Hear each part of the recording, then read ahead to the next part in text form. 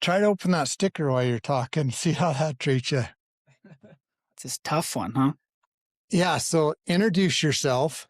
So I'm Brock Garn From Razyr Edge Excavation. and where do you guys work out of? So we're based out of Riverton, Utah. And is that where you went to high school? No, I grew up in Riverton. Yeah. Lived there my whole life. I live like a block away from where I grew up. Right. But I actually did elementary school in Riverton and junior high in Riverton. And then I actually went to Juan Diego, which is a private Catholic school. Yeah. You are not kidding. I'm wondering if we should I get that light too down there and shine at him? When we wear hats, we have darkness like that. Do you care or is it fine?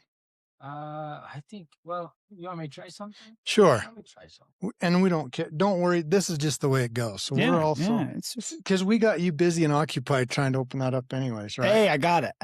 Did you? Oh, look at that. Takes a while, right? That's maybe go on the floor down there. And maybe that'll be weird. Well, let's try it out. You do what you want. Let me see. You're your own boss. So don't let us boss you around. That's way better. Way better? That's good? Yeah, okay. If we make him happy, that's all that matters. He's the producer. No. We don't care about the light. As long as the producer's we can't see you. happy. So you went to Juan Diego private Catholic school. Yep. What kind of grades did you get? I did okay. Not phenomenal. I was about a 3.5 student in high school. And then college, not so much. So you got a 3.5 in high school, and what did you want to be and do when you grew up? So technically, I was on track with the ROTC for the Air Force. Yeah. And I was going to go be like a medic. Yeah. And I wanted to go kind of down the nursing field a little bit. And then that changed. So what happened? Did you get a part-time job and you were going to go to school and then you never had time to go to school and now you're screwed and you're deep into this? No, not exactly. I finished high school. Yeah. And then I went and played college baseball. And so that's what I was doing. And then I stopped baseball and went and served an LDS mission. And then I actually met my wife out there and then came home, got married, and then the baseball dream stopped. And what position did you play? Played third and second. And did you get hurt or you just didn't have the over-the-top crazy ability that you need to do more? I was a little too short. Yeah. And a little too slow. So yeah, I was going to play when I got home. Yeah. But then actually on my way out on my mission, my last night there, you have an exit interview with your mission president. And he told me that I needed to marry Sister Golden, who was also going home at the same time. Really? And that was now is my wife. So you married her? Mm-hmm. Wow. Yeah. What do you think about that, Mr. Dyer? Yeah. Wow. Yeah. Where is she from? She's technically from Washington, but she's a military family. So she was born in Okinawa, Japan. And then they moved to Germany, and then they settled in Washington in a town called Gig Harbor. So how many Goldens do you know? A few that are only in that family. Yeah. We have some Goldens in our neighborhood. Okay. And they're awesome. Yeah. They're the best ever. Yeah. His mic's good? You're hearing me all right? So where did you serve your mission at? I served in Raleigh, North Carolina. Oh, wow. Yeah. How long ago? I went out in 2014 and came home in 16. So. Well, I had a mission companion from North Carolina. His last name was Prilinski. Don't know him. Not ringing any bells. He's awesome. Yeah, he's awesome. Yeah. So how come? So when you get home, then you don't go to school. You were going to go to school because of baseball. You didn't go to school at all. What happened there? So the last few months of my mission, my brother started a landscape company. Yeah. And he named that Razyr Edge Landscaping. And so when I got home, I actually went to work for him. Yeah. And helped him out for a while. And then he wasn't in a spot to offer benefits or insurance or anything necessarily. Yeah, because And he's not making any money, right? exactly, Yeah. exactly. We'll get into the making money Yeah. and not making money for sure. We got a long time to talk Yeah, about this is that. like a 4-hour podcast. Yes, yeah, I got all night. So he got that started off the ground. I helped him out, putting sprinkler systems in, big luxury landscapes, everything down to small track home landscapes. And my wife and I started dating shortly after I got home. I got home in March, and then we got married in December. So that whole time I was working for my brother. And then when she was in school, she was up at BYU, Idaho. So we moved up there right after we got married. So I stopped working for my brother for a little bit. And then when we came back, I guess I should back up. Her semester there, I stopped working for my brother. Then I went and did a summer of summer sales. I was one of the pest control boys. Did you make money or lose money? I did okay. Yeah. Yeah, I did not lose money. I did okay, but I did not blow it out of the water either, because Southern California in the summer is hot. Yeah. But it was good. I learned a lot. I learned how to talk to people, which the mission does good at that too. But I learned how to sell something. Yeah. Besides talking about religion, Yeah. on the mission, on the doors, we had to sell a product and stand by the product and learn how to warranty it and all that kind of stuff. So that was a good learning experience there. So I did that for a summer, then came home, came back to work for my brother. And then once we got serious about having kids, I actually took a job at Kennecott. I went to Rio Tinto, and my really good friend, his dad is the head trainer of yellow iron up there for all the yellow iron. Right. And he helped get me on there. And then I was in haul trucks for just a short bit, until there was an opening or like a tryout to go into the roads and dumps. So I ran the haul trucks for a few months. Then I went over into roads and dumps, ran everything from D10s, D11s, 992s, all the way down to graders, ran 16, 18s, 24s, had a lot of fun doing that. Have a lot of time on a 24. And probably grader. had good insurance. Yes, benefits were phenomenal. When we had our first child, I got 3.5 months of paternity. Yeah. paid. So that's how this all got started. So you had too much time on your hands, too much freedom. Life was too good. Yep. The bank account had money in it. The baby was paid for. Yeah. That's how it all You're happened. like, how can I wreck this? Yeah. So this whole time, my brother's doing the landscape still. And he's got some guys and doing good. And up there at the mine, it was shift work, 4 on, 4 off, 2 weeks of days, 2 weeks of nights. Well, he kept getting so much excavation work through landscaping. We need to do an addition. We need to add a sewer. We need to add a water, all that kind of stuff, that I just said, well, on my 4 off, let me just see what I can do with it. And so I did that for a couple years, and I told my wife that once I could get to a point where I had a couple machines and $100,000 saved, I'd like to quit the mine, because I knew that her and I could live off $100,000 with our child for 1 year. If we spent money right, we could do it.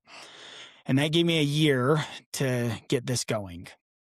And that took a couple years to get in that spot.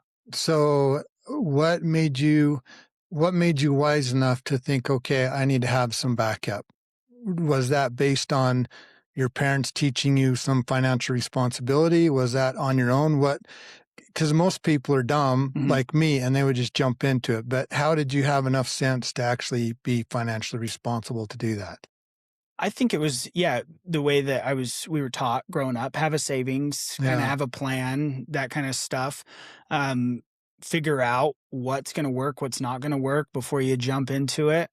And you can't really do that though. Like that, there's a catch to that, right? I only laugh because I don't ever, the whole thinking through it. My wife was telling me today how impulsive I am. Yeah. Well, and I do the same thing now, like where sometimes I don't think about stuff. It's nature to just do it. Right. But that was kind of my thought there. And my wife gave me a lot of good advice or some good thought in the beginning, like, hey, I don't want to be in a bad spot. And she works too. And so So now I'm that's thinking you love your wife more than me too. So she's a very good woman and she puts yeah. up with a lot. So yes, I do love her a lot. Interesting. Yes. So that's how the ball got created and then started to roll. And I had to do it for a little while until I felt I was in that position where I had the 308. That was our first machine. How long ago was this? 21. So 20, it was Wow. So that wasn't very long ago. March of 21, I took our first Razyr edge excavation job. Wow. It was a sewer lateral and then a lot over X. And then I did it from 21 to 23, and I was still at the mine. And then 23, I gave up the mine and went full time at this. Interesting. So I started with a Cat 308. I rented in the beginning. Well, I guess I should back up. My brother had a Kubota 40, and he had a 259 skid, and used those for a couple jobs, and then got into a spot where I could get into the 308. Got into the 308. Less than a year later, I got the 299. So my question is, how are you finding clients at this time? Word of mouth mostly, and through the landscaping. Yeah. So the landscaping was kind of filtering you the work. Oh. Yep. So through the landscaping, we got some stuff. My dad is in home building. My oldest brother is in building as well. He was doing residential at the time, and now he's in commercial. They don't own their own businesses. They're superintendents and PMs. And so kind of through them, they would hear the odd, hey, this person needs a water. This person needs a sewer put in or an over-X or something like that. And so I would make the phone call. Did some cold calls in the beginning, some cold emails. Nothing really turned out from there. My parents' neighbor runs the demolition department at Diamond Tree. Yeah. And he helped us get started a little bit with some of his clients. Like he would demo some stuff and then they would need a house built after that, or they'd be looking for an excavator or something. And so we got a few jobs to get started that way. I'm surprised that this was in 23. That's interesting. This is what I like to hear. Yeah. Like, as we're going through, because I see your stuff on Instagram and I see the type of equipment you're running, and 23 doesn't seem like the right year. So this is interesting to listen to. Yeah. Yeah. And so to back up a little bit, my brother had Razyr Edge Landscaping. Yeah. And since then we've become a full partnership, and Razyr Edge Landscaping is kind of no more. Razyr Edge Excavation has absorbed Razyr Edge Landscaping. He still gets to do his landscape. You still do landscape? A few. Yeah. It's hit and miss. We try to really be selective with the landscaping ones, just because we've come to figure out that there's more money in excavation. Yeah. And the clientele is a little easier to work with in excavation, because some of the landscapes and luxury landscapes, people are real particular. So he still gets to do landscape jobs. He loves that. He'll never give that up, which is great. I think that keeps him sane, and then the excavation keeps me sane on this side. But yeah, we're a full partnership. And where was I going with that? With the machines. Yeah. How we got started. So in the beginning, since he had those machines, I made the decision, because we have an uncle in this space as well. And I watched him for a long time. And what does he do? He owns a company called Online Excavating out of Bluffdale. Okay. And so we watched him for a long time. I watched him for a long time, and he gave great advice. I met with him. Me and my brother kind of both met with him before we got this really going, to see if he wanted to, not necessarily partnership. We just know he's getting towards the end, but see what kind of advice he had to give us. How long has he been in business? He's been in business. That's a good question. I'm sending Tug a text to shut the door. Oh, that's okay. I'm used to the crying. We're good. But we have 14 grandkids. Yeah, that's okay. Yeah. So he's been at it a long time. Long time. He was in it, I mean, since the early 90s, I think, at least, because of his age. And he went through 2008. He had a lot of good things to say. Not a lot of good things to say, Yeah. but a lot of lessons On learned. how to get through. Yep. So I learned some things from him, and that was good. But everybody looks at business a little bit different. And when I started, I chose to start with brand new. Yeah, this is interesting too, because again, when you're telling me that you started in 2021, um, I've looked at I've looked at your Instagram stuff, and so I know what you guys are running, and 98% of people think you're stupid. Mhm. I'm not in that. I'm not in that because I'm an idiot too. I buy brand new. Yeah. So it's interesting. Like, what in the world made you think, okay, we're going to go buy brand new stuff, and how are you brave enough to do that? And how do you know what your workload is? Because having brand new equipment is awesome Mhm. when you're just buried and getting your trash kicked Right. and getting your teeth kicked in. And it doesn't matter that you have $100,000 a month in payments because you're just blowing through work, like you're getting it done. Right. But when the work drops off and things are kind of slow and trickling, then that $100,000 a month payments or whatever starts being a lot more stressful. We have a lot of equipment that's paid off, Mhm. and I have a lot of new equipment. Right. If I was only running the equipment that's paid off, we would bank so much money. Right. But we have a big workload. If I had the big workload, the equipment that I have paid off would break down all that other stuff. So what in the world, why would you go brand new? Because nobody's dumb enough or brave enough to do that. Yeah. In the beginning, I just sat down and I crunched the numbers. I figured out what the monthly was going to be on the 308 and what I needed to charge hourly Yeah. and what I needed to do minimum wise just to break even, right? Because that was the goal in the beginning. Like, it wasn't to make money. It was just to figure out how we could break even. Just that was How my to cover your that was costs. my mentality. I knew, because I had the mine, I had the safety of the mine, that I could play with this. You were still working at the mine while you were working all this, Yeah, right? in 21 and 22, Interesting. I was still at the mine, and then halfway into 23 is when I left the mine. So a little over 2 years I did this combined. Because I wonder, I'm just wondering, I'm wondering what would have been different even with your pricing, something that I've been struggling with. I've been doing this so long. Um, Pricing is driving me nuts right now. Yep. Because if you figure your pricing based on what the market rate is, Mhm. you are going to be bankrupt so quick. Right. Because nobody's running a dump truck for what it actually costs to run a dump truck. Nobody's running nobody's running a 320 excavator for the cost that it actually runs. I see these guys online and they run these numbers and they're like, "Oh, charge this much money an hour." And I'm like, "How? I don't know how they do that." And then people are like, "Well, your equipment's brand new."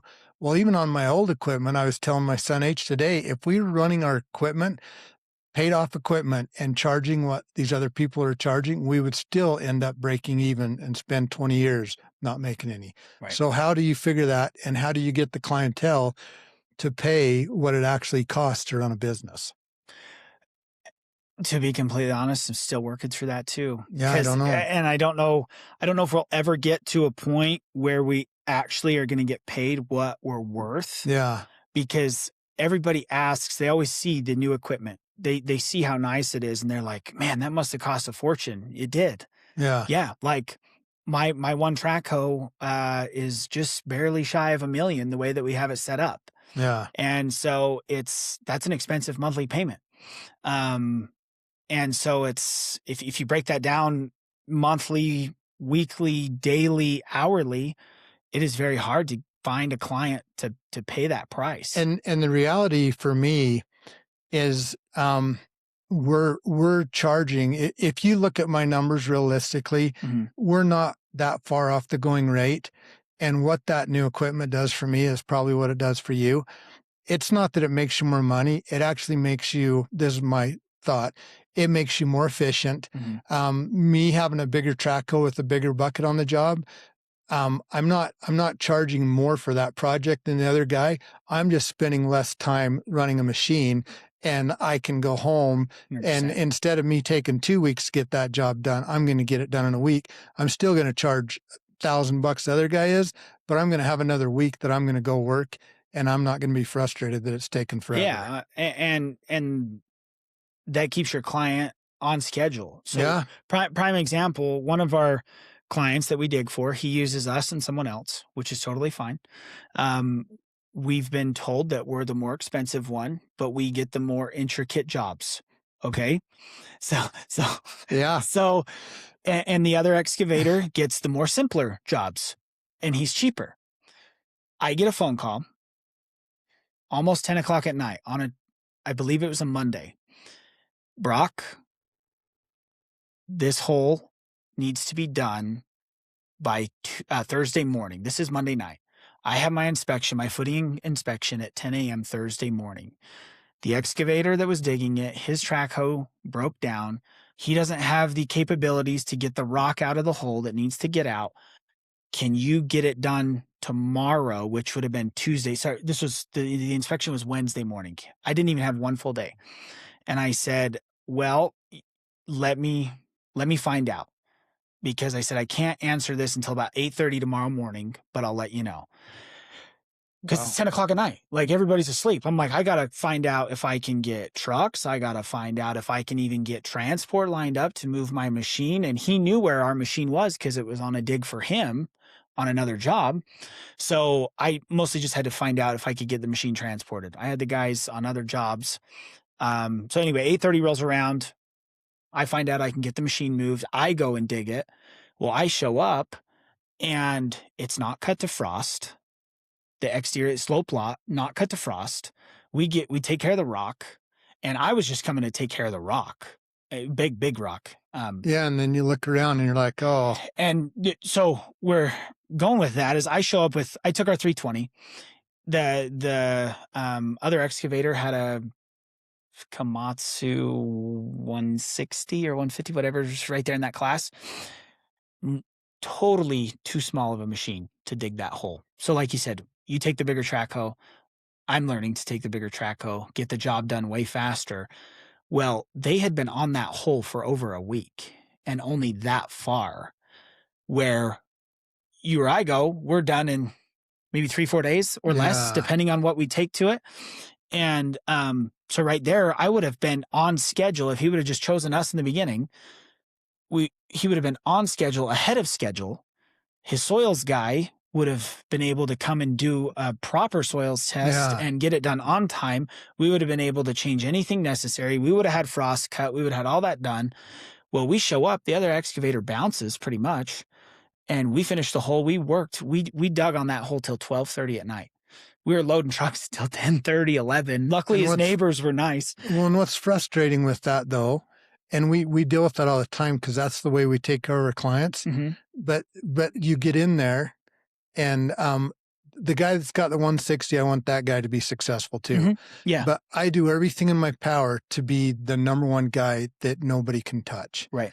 And what's interesting is after 20 years of doing this, I turn around and a job that I was supposed to be doing, I drive by and there's another guy on it, and I'm like, I haven't been able to figure it out yet. I've been doing it a long time. Yeah.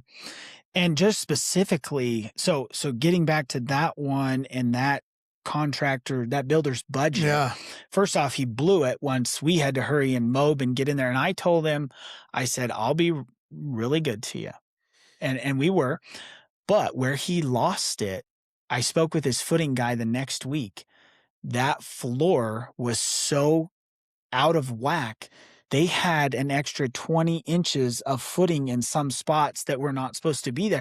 The guys didn't have a laser level or nothing. Yeah, and so I was why not just pay me to do it? Because you're already spending all that money everywhere else by not having it done right. Yeah, you just had to pay for more concrete, more forming, more everything with your footing guy.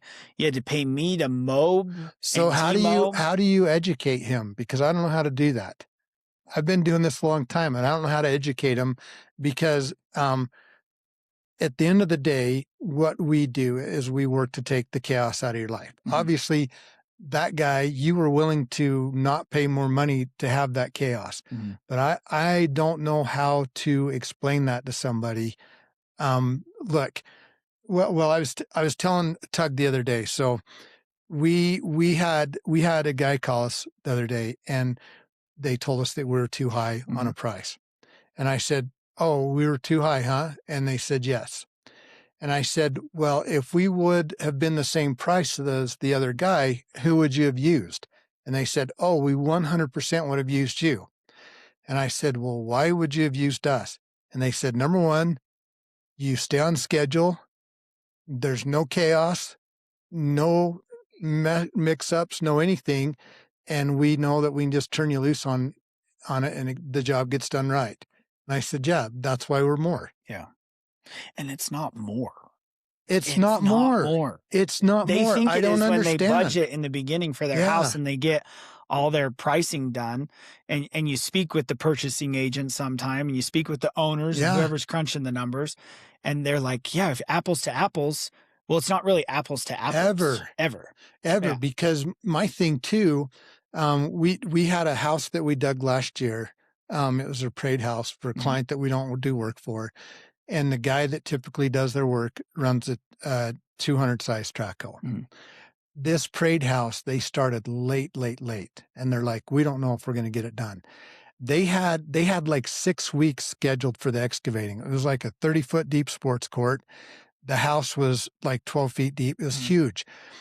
I think on the sports court, it seemed like that they had the sports court alone, they figured was going to take probably 5 weeks to dig. Jeez. We put two, two 330 cat trackos on that job, Mhm. GPS, Mhm. and we put a 250 John Deere on it. In 7 days, we had it ready for footings. So Yeah. their And you kept them ahead of schedule or on schedule. their house got in the Yeah. parade. They got Yeah. their landscaping, everything done. They were done before anybody else. No stress. So I don't understand how that's more money. And the fact that you're paying less interest Mhm. because it doesn't drag on, everything's tighter. I know mathematically when you're looking at the line item Mhm. and I'm $1,000 and that guy is 800, it's more money. But if you look down the road, 18 months for the build, Mhm. is it really more money or did you save money? Exactly. And if you're going to spend the money already, then how come don't you open up your mind and just let us take care of you all the time, like the guy you're talking about? Yeah. And it's not the guy again that has the 160. I want him to be successful, but I don't know why you keep comparing me and your trackle that's set up with $1,000,000 to the other guy. I'm not making more money. I'm just more efficient. I'm better. Everything's more awesome and you have less chaos. Right.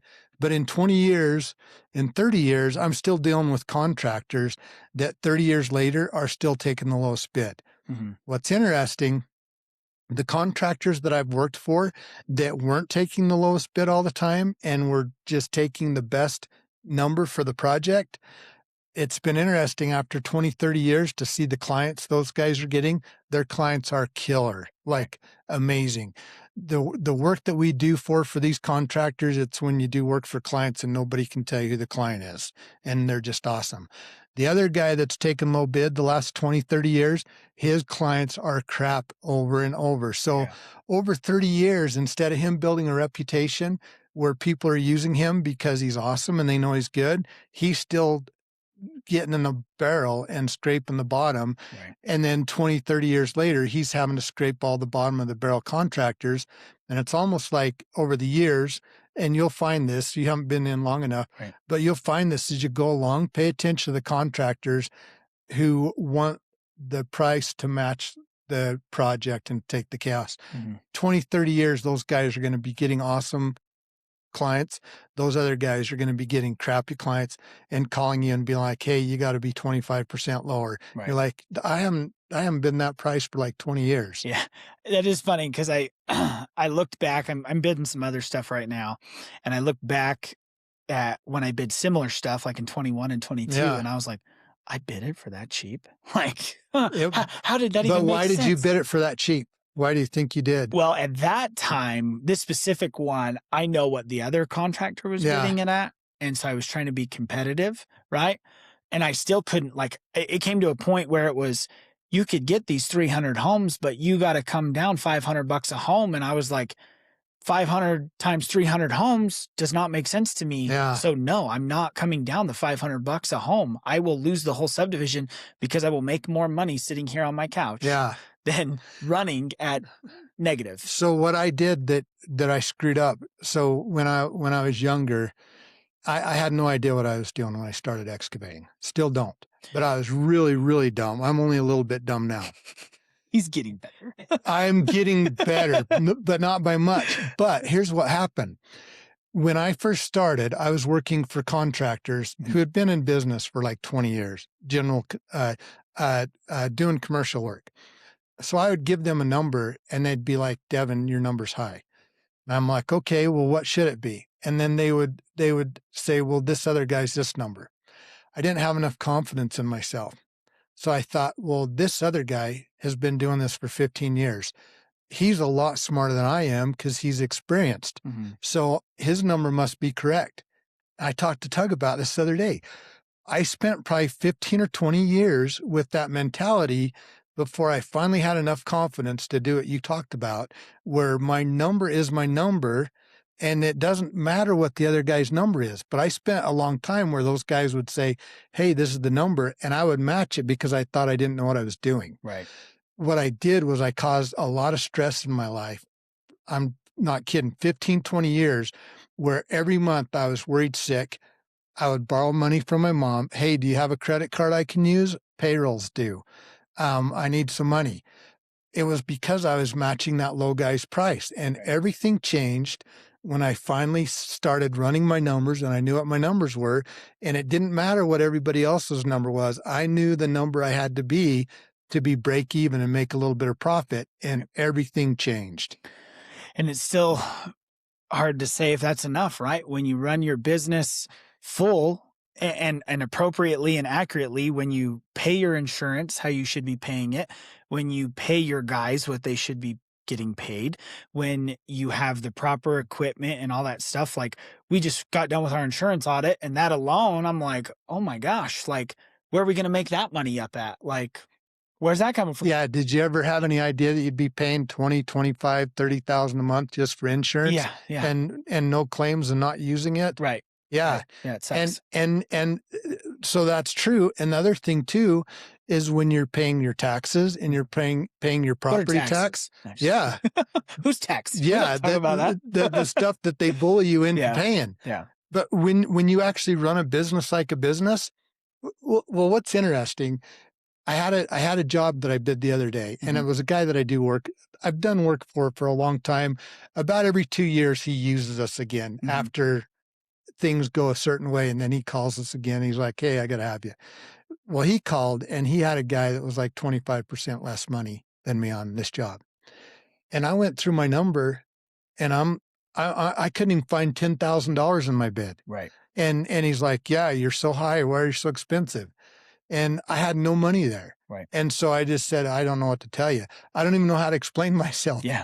I just know I can't do it. Yeah.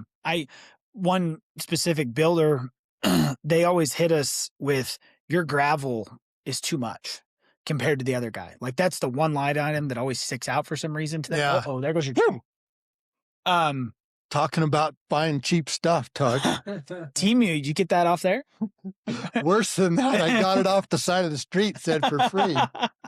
But for some reason, that's one line item that always gets brought up. They're like, why is your gravel so much? And I'm like, well, based off my calculations and what's on the plans, what you're telling me that excavator's doing the gravel for, I can't even get it trucked to the site. Like, I don't even know if I could get it loaded into the truck for that price. So I mean, are you sure he's really doing a foot of gravel? And then you wonder if somebody's being honest with you, right? Because I just turn all my cards right side up and say, here's my cards. Yeah. Let's play. Yeah. 100%. So, and this one builder has shared some information from other bids. And so I can kind of compare, but it's always funny to me that some guy can do it for so much cheaper all the time. Yeah. I'm like, how does that work? Like, it's because they don't know their cost. Yeah. And what happens, So I think what happens when I get this phone call every couple of years is the guy that he was using finally went under. Right. And I don't blame that guy. I've been that guy for a long time. Yeah. And I have no judgment towards him whatsoever. But I think that's what happens. And I also, a little bit that bugs me is dealing with the client. Um, I have the best clients in the world. Like my clients that I have over the top, they call and talk to me all the time. When I give them a number, they'll call me and we go through it. And they're never trying to beat me up. They're like, okay, are we covered on this? And I also know that my clients have to get the work too, right? Right. So, Right. it's like I have a client that if I tell him the price is $1,300, we go back and forth all the time. And what he's doing, and I think a lot of people that are subs don't understand this either. It sounds like you do, but I realize that the client has a set budget that they're trying to hit. The bank's only giving them so much money, Right. and that's the number that they've got to hit. What's good is if you work with us, we work really well with those people that are transparent. Yep. To make it work. Okay, here's your bid. What do you want to remove? What do you want to remove that you can't afford? Right. And if you have integrity, you don't want me to pay for something that you can't afford. So why are you going to come to me and have me pay for all this Right. extra stuff? Like, you need to cut down the scope of your project, and then let's be fair. So the people I have are awesome. So the $1,300 guy, he'll keep coming back to me. Then he builds the project with the owner. Then they go to the bank. He's like, okay, Devin, we need to figure this out. I'm here to help you figure it out. The guy that I don't like dealing with is the guy that just gets all these numbers. And then I had this happen. I had a guy that used to always take the low number, and then he would go to his, he would go to the client and he'd say, okay, here's the number. It's $1,000. Any money that we can save under this number, we're going to split it 50-50. So that means if that client He would go to the subs? No, he would go to the owner. Oh, okay. No. Okay. I'm Absolutely. Like, wait a sec. Kind of went to the subs, Yeah. but not really. No, he would talk to the owner, and this is a guy I worked for a long time. He would talk to the owner and say, okay, here's your hard number. We're going to build this project for $1,000. Okay. But now here's what we're going to do. Any money that I save on this $1,000, we're going to split 50-50. So he would take the low bid, and he would go out and rebid it. Yep. So now he would come back to Devin Dyer and say, hey, I got another guy gave me a number. This is the number. Can you match it? And I played that game too, where I was like, well, I got to have work. Yeah. But I was the dummy. Yeah. I was the one that was paying for everybody's project. And I also, I'm not naive enough to realize that the contractor's got to get the job. The owner's trying to get it built. But also there's something about trying to protect yourself that you don't go bankrupt building somebody else's project. Yeah, agreed. And I think, unfortunately, like you said, the client, the GCs we're working for, the builders we're working for, they are trying to stay in a budget that their clients give them.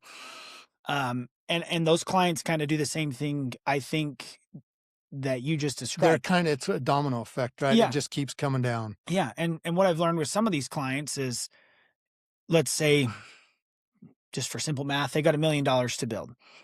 But everything comes back at 1.5, and they say, we need to get every job happens that way. Well, really, they have the 1.5. They just don't want to spend it, which is fine. That's their choice. So they get it down to $1 million. Well, next thing you know, they're at $2 million for the build. So it's like, okay, the money was there the whole time. And so is that on the GC? Like, is that how they're bidding? Is that how the client and them are talking back and forth? And then they come to us, right? Beat us up on numbers potentially, and not just excavators. They do it to the painter. Everything. They do it Carpet, to the finishes, roofer. everything. Yeah. They do it down to the stucco guy and the guy who finishes the foundation. Yeah. That fixes all of our nicks. Yeah. Our hits in the foundation. That guy.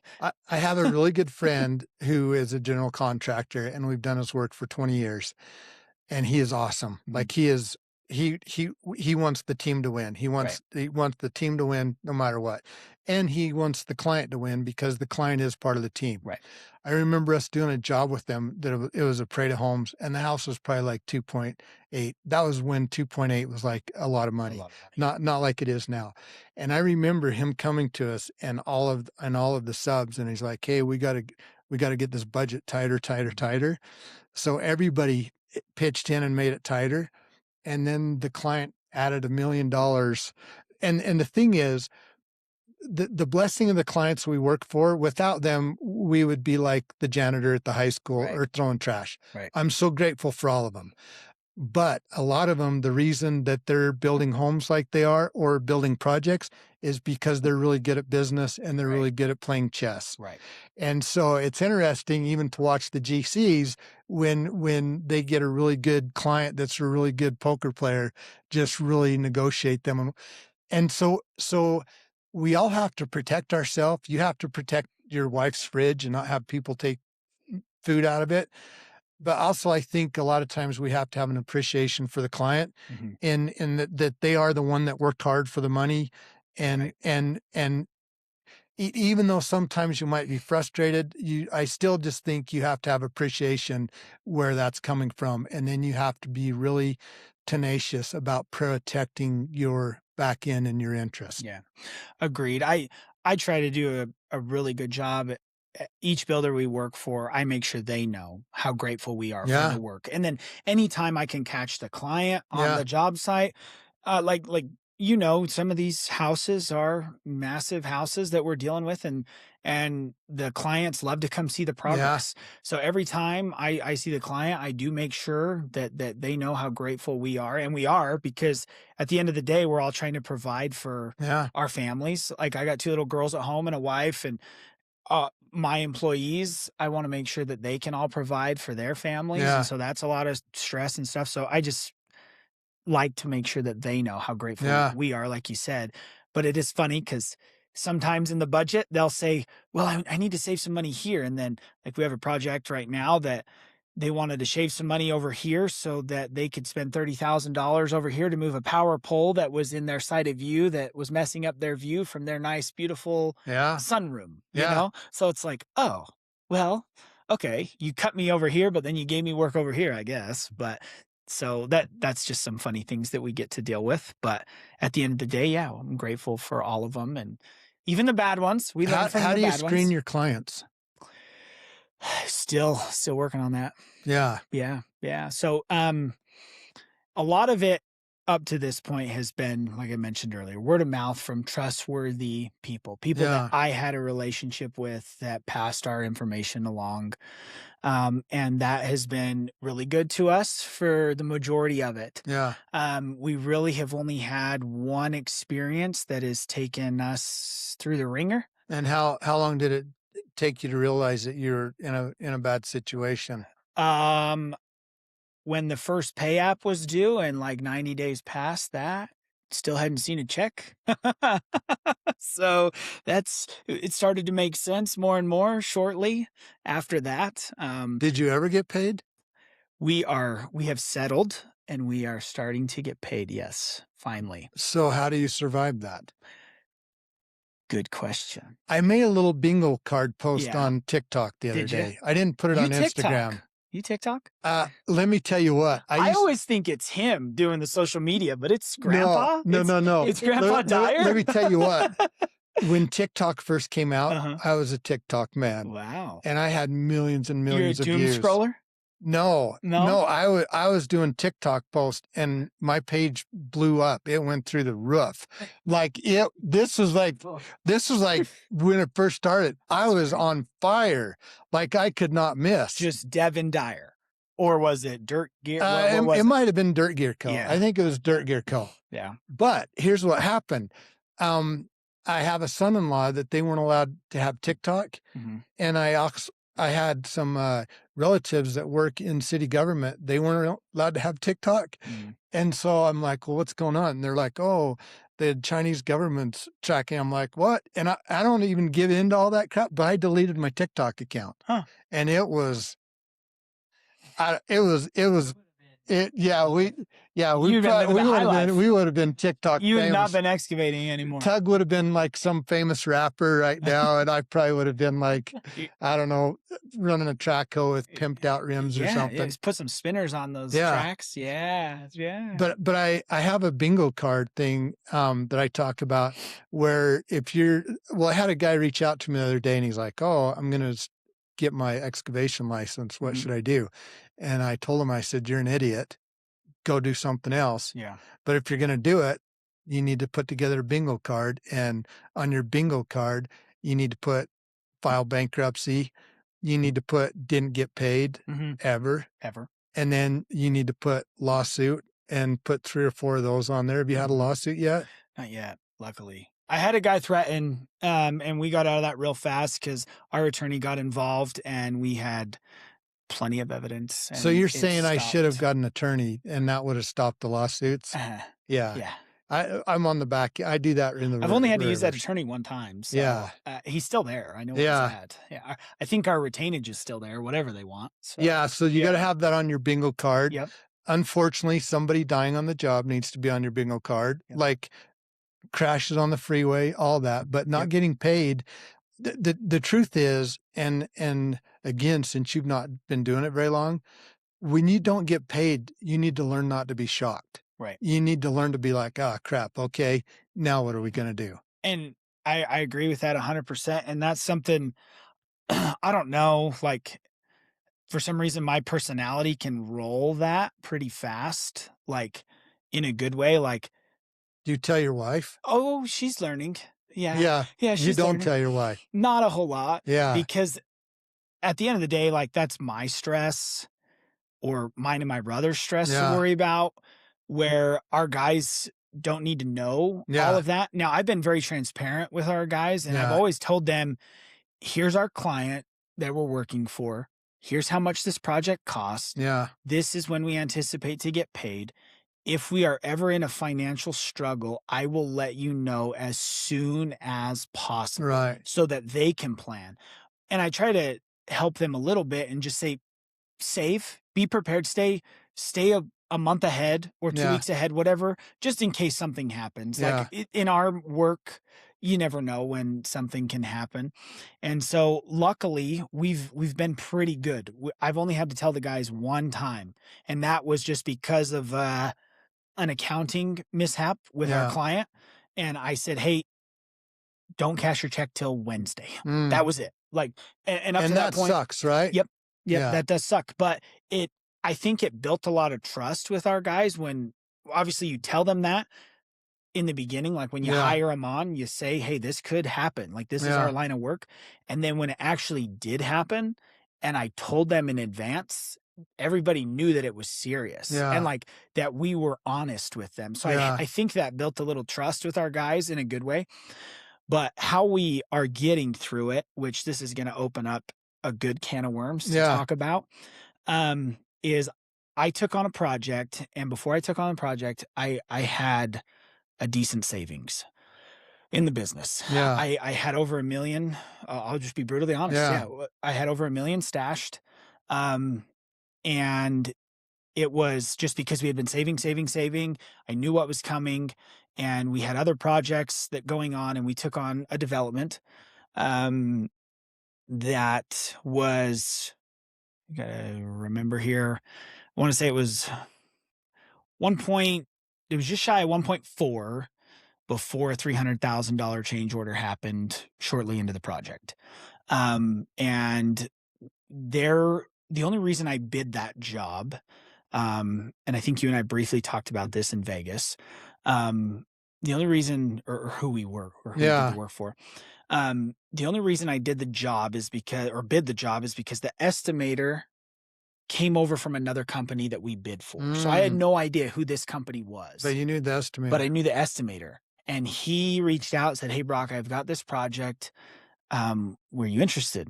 Sure, And he absolutely. probably didn't know any He had better no either, idea. right? Just No brand idea. new job with Yeah, opportunity. yeah. And so this company has gone through a lot of change for many years since your time, I think.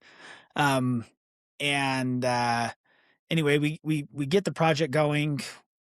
We find out that it needs this change order. They approve the change order. We get the job all done. Well, we went in and just knocked the job out.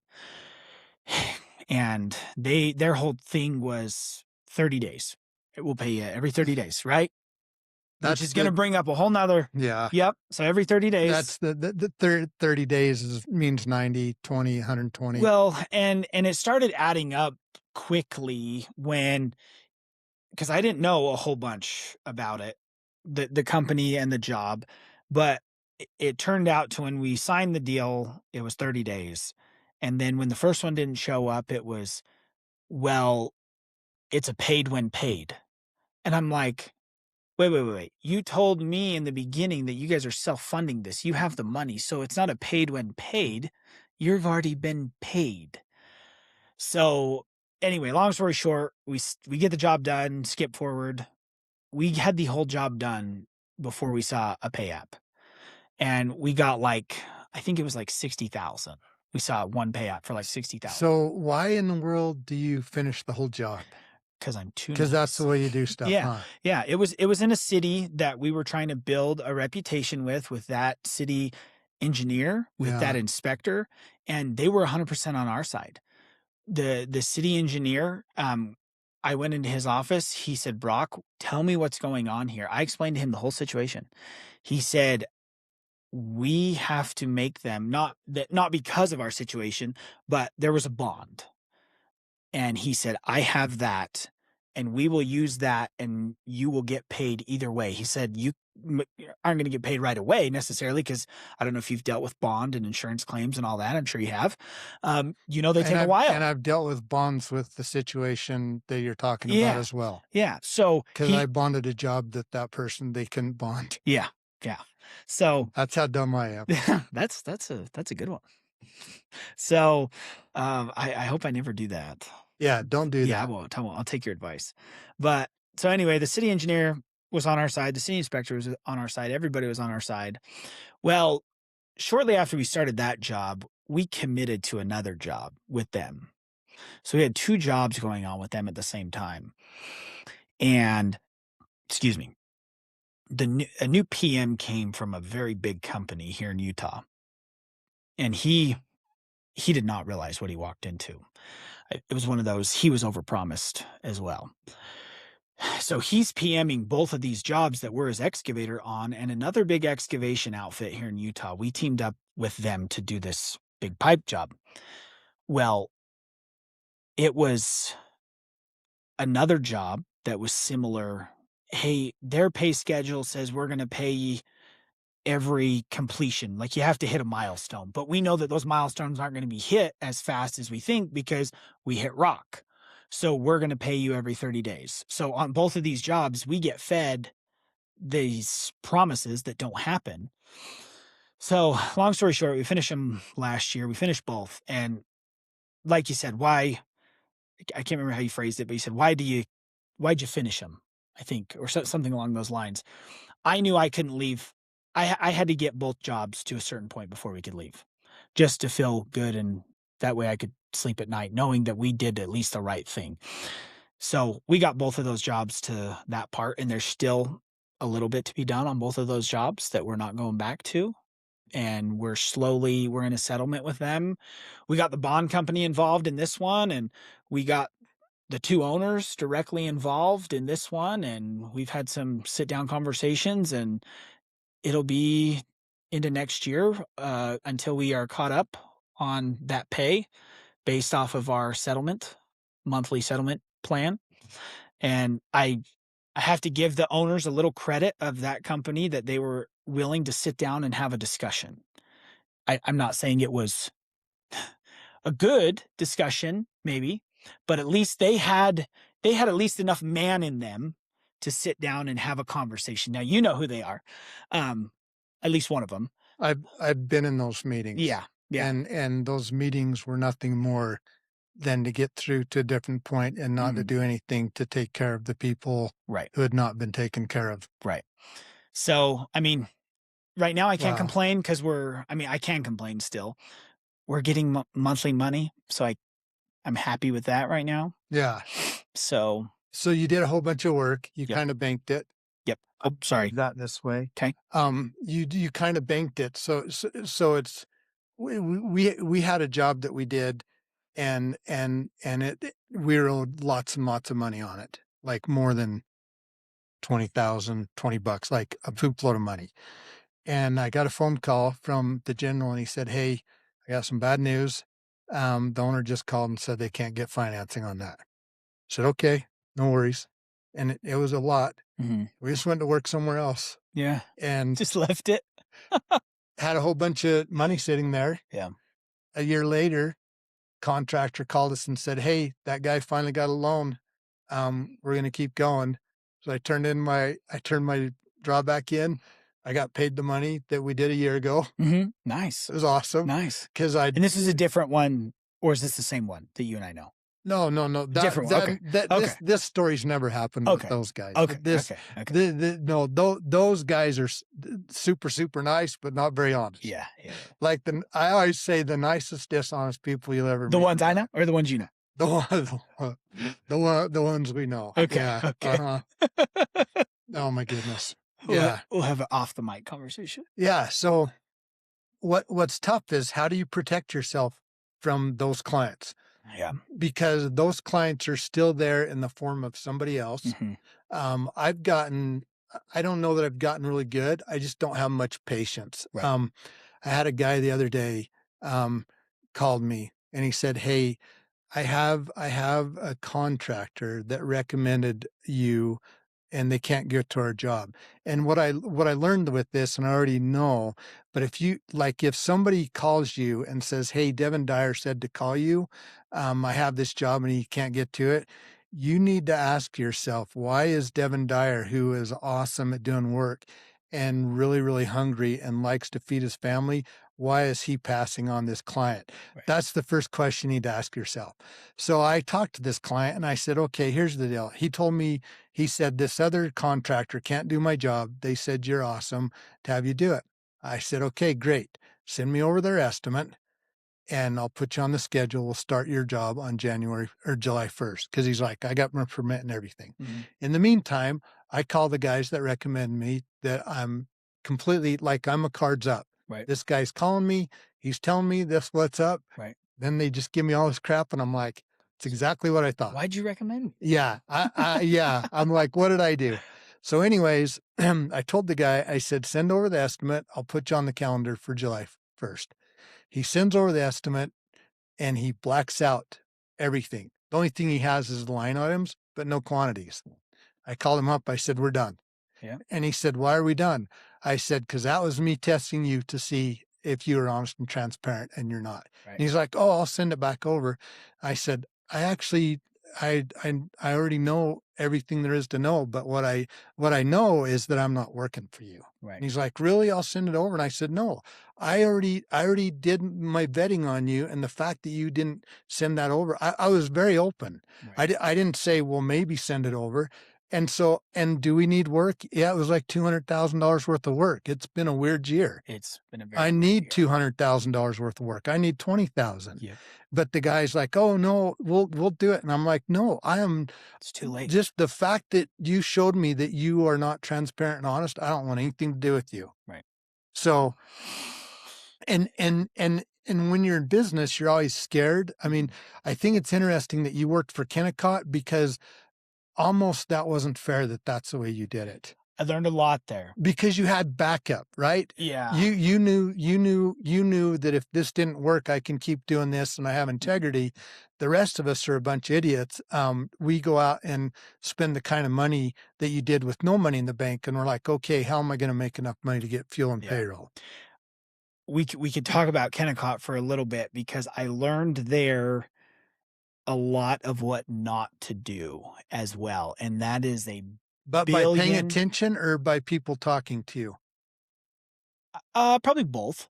Cause you see production up there. Yeah. So for example, on a dump, 12-hour shift, dozer hand, depending if you're the spoils dump, you're in charge of 200,000 plus ton in a 12-hour shift with one D10 or one D11.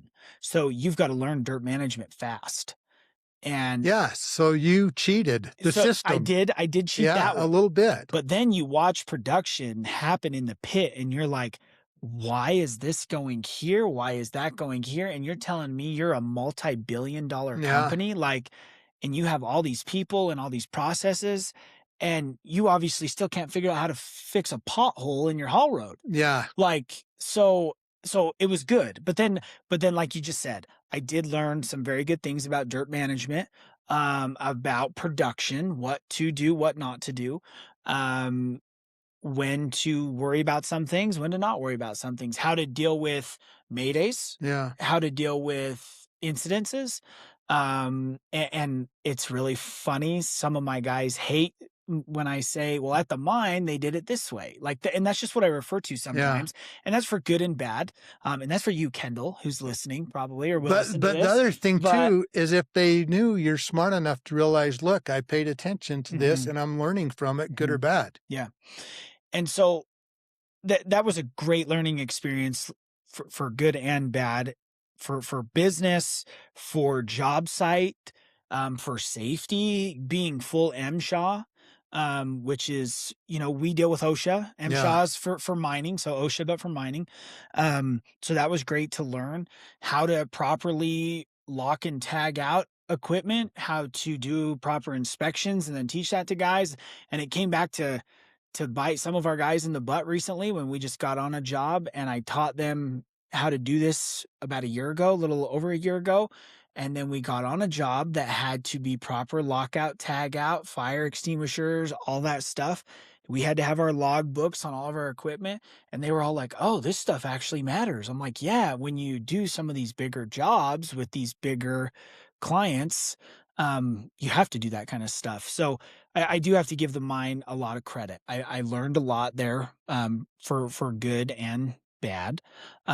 So definitely some head scratchers. Some days you're like, Yeah. why are you taking this dirt from here and you're putting it over there and then you're bringing it back to here? And that's all part of the mine plan with somebody that has a degree that we don't have degrees. Yeah. So that was good. And I enjoyed that experience there at the mine. So have you had an experience yet that made you want to quit? Have I had one? Yeah. In Razor Edge's excavations Yeah. life? No. No. Not yet, huh? Even being, down that little over 1.5 million, no. Like, and that could be a pride thing, that could be, just my personality, but for Yeah. some reason, that just didn't it phased me, but not in the way that some people just throw their hands up and be done, and I'm like, well, I dug myself into this Yeah. hole. Now I got to dig out. So Yeah. how are we going to do it? And we're still digging in that out. And Yeah. that's something that I need to give my suppliers credit. I've Yeah. got to give my equipment dealers credit for, our truckers that trucked for us. Cause once Yeah. this, Because how many, holy cow, the yeah, avalanche of people that the affected. ripple effect was huge. And, um, thank goodness when all this started to happen, it wasn't like we hid it. Yeah. I called our suppliers, I called our equipment companies, I called our truckers, everybody said, "This is what's going on. You have my word that you will get paid. I just cannot tell you when or where it's coming from yet, but you will get paid." Yeah. Because I don't believe in leaving somebody unpaid. Now, don't get me wrong. Does that mean I've waited 60, 90, 120, 300 days to pay somebody? Yes, Oh, I've been yeah. in that situation, still am, still climbing out of it. Yeah.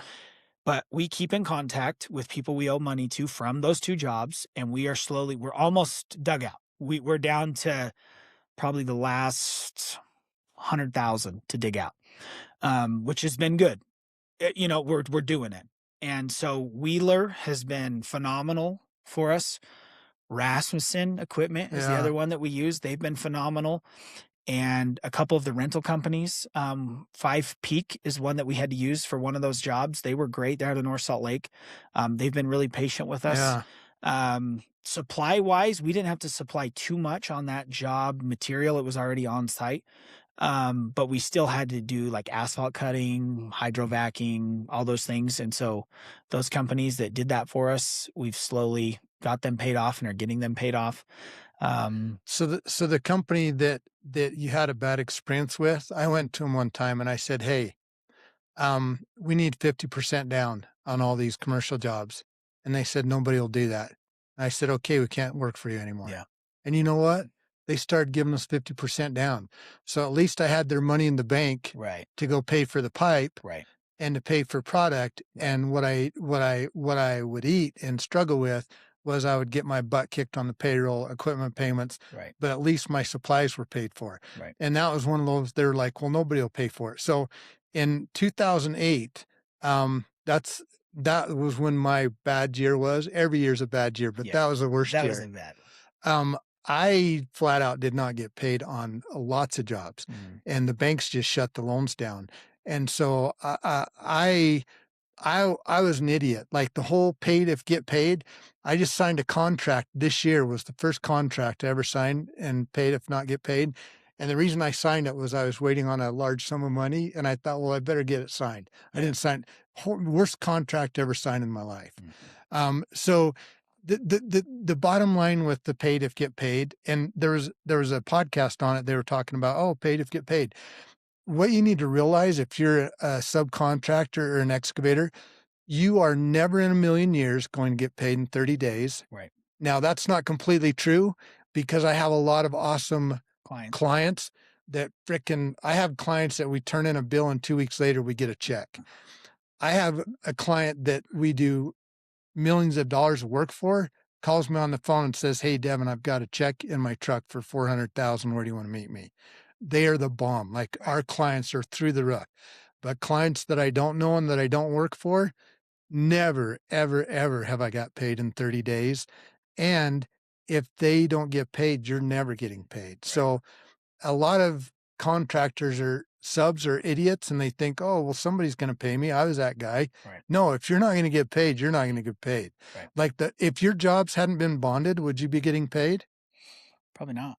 Because it took going after the bond Yeah. to get the ball rolling. Yeah. And so, yeah, I don't think so. And that's something I've thought about a lot. I don't know where the answer is Yeah. for us, and it's not just excavators, it's for all of us, right? Everybody. I And the don't general included, right? Yeah, He's and the dealing with the general same included. stuff. So I don't know, like I didn't go through 2008 like you guys went through. So I don't know if anything like it, I've thought about it, and in a perfect world, this is what I've come up with so far is something has to happen at the legislative level Yeah. level. Um, and if that's a vetting process that we go through as Yeah. contractors, I'd be fine with that and give us a score, that we are so good at getting the jobs done on Yeah. time and we're trustworthy, Yeah. honest, we have integrity, all that kind of some kind of scale. Yeah. And I think GCs should go through that as well. And this is just shooting off the hip stuff I've thought of. Yeah. So if that could get passed at some kind of legislative level, that if this company falls into this category, they qualify for 50% down, something like that, because you can't go get a cheeseburger at Wendy's and not pay for it. So Right. here's what I've found. My best clients, Mhm. we get money down on everything. And there's all this different stuff that you see on social media about, oh, if your contractor needs to get money down, then don't do work with them. Right. Here's the thing. Let's say that you're the guy that I'm working for. And let's say that I'm doing a whole bunch of work for you. And let's say something dumb happens and you get killed in a car crash on your way home. Mhm. And you and I knew what the terms of the agreement are. I'm screwed no matter what. Right. But if I'm working with you and I'm at least getting money through the project instead of 45, 50, 60 days, even with you dealing with that client, if you would have, to me, it's almost a good faith draw. Right. And I do things, I don't think I live in the real world because when I talk to other people, they're like, oh, that would never work. But a lot of the clients that I work for, they're they're giving us progress payments throughout the project, Mhm. and it's not 90 days after we paid payroll and paid fuel and our suppliers called us over and over. Right. They want us to win, and so they're and we've had the fortune that they're going to their clients and getting money, and those clients, they have a good enough relationship with them Yeah. that we're getting paid. So when I was telling you about the one client that he's getting worse and worse clients, Mhm. he doesn't ever have the opportunity. Right. In fact, we had a job the other day that I sent him in a bill and I sent him in 50% for all the storm system and everything. He's like, really? You want that? And I'm like, yeah, 100%.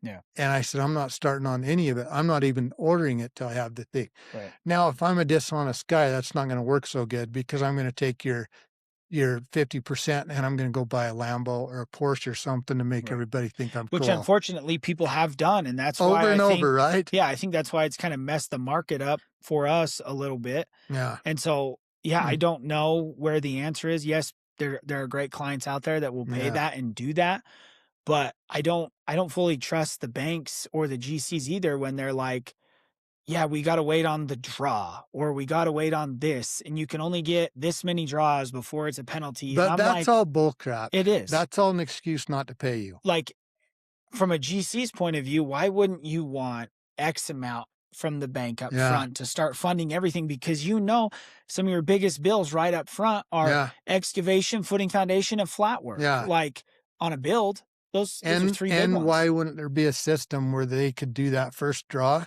and put it into I mean, I guess it could be just as easy. I think a lot of it's nonsense, Hmm. but why couldn't they have a joint bank account with the GC and the owner Hmm. so that when those draws come in that they can pay that out? But Right. I think a lot of it's excuses. Yep. And I think a lot of it is the client that you worked for. Like, I think those people were moving so much money around that money Mhm. didn't exist and they were just hoping things worked out. Right. But I think there's a lot of developers that do that. Yeah. Agreed.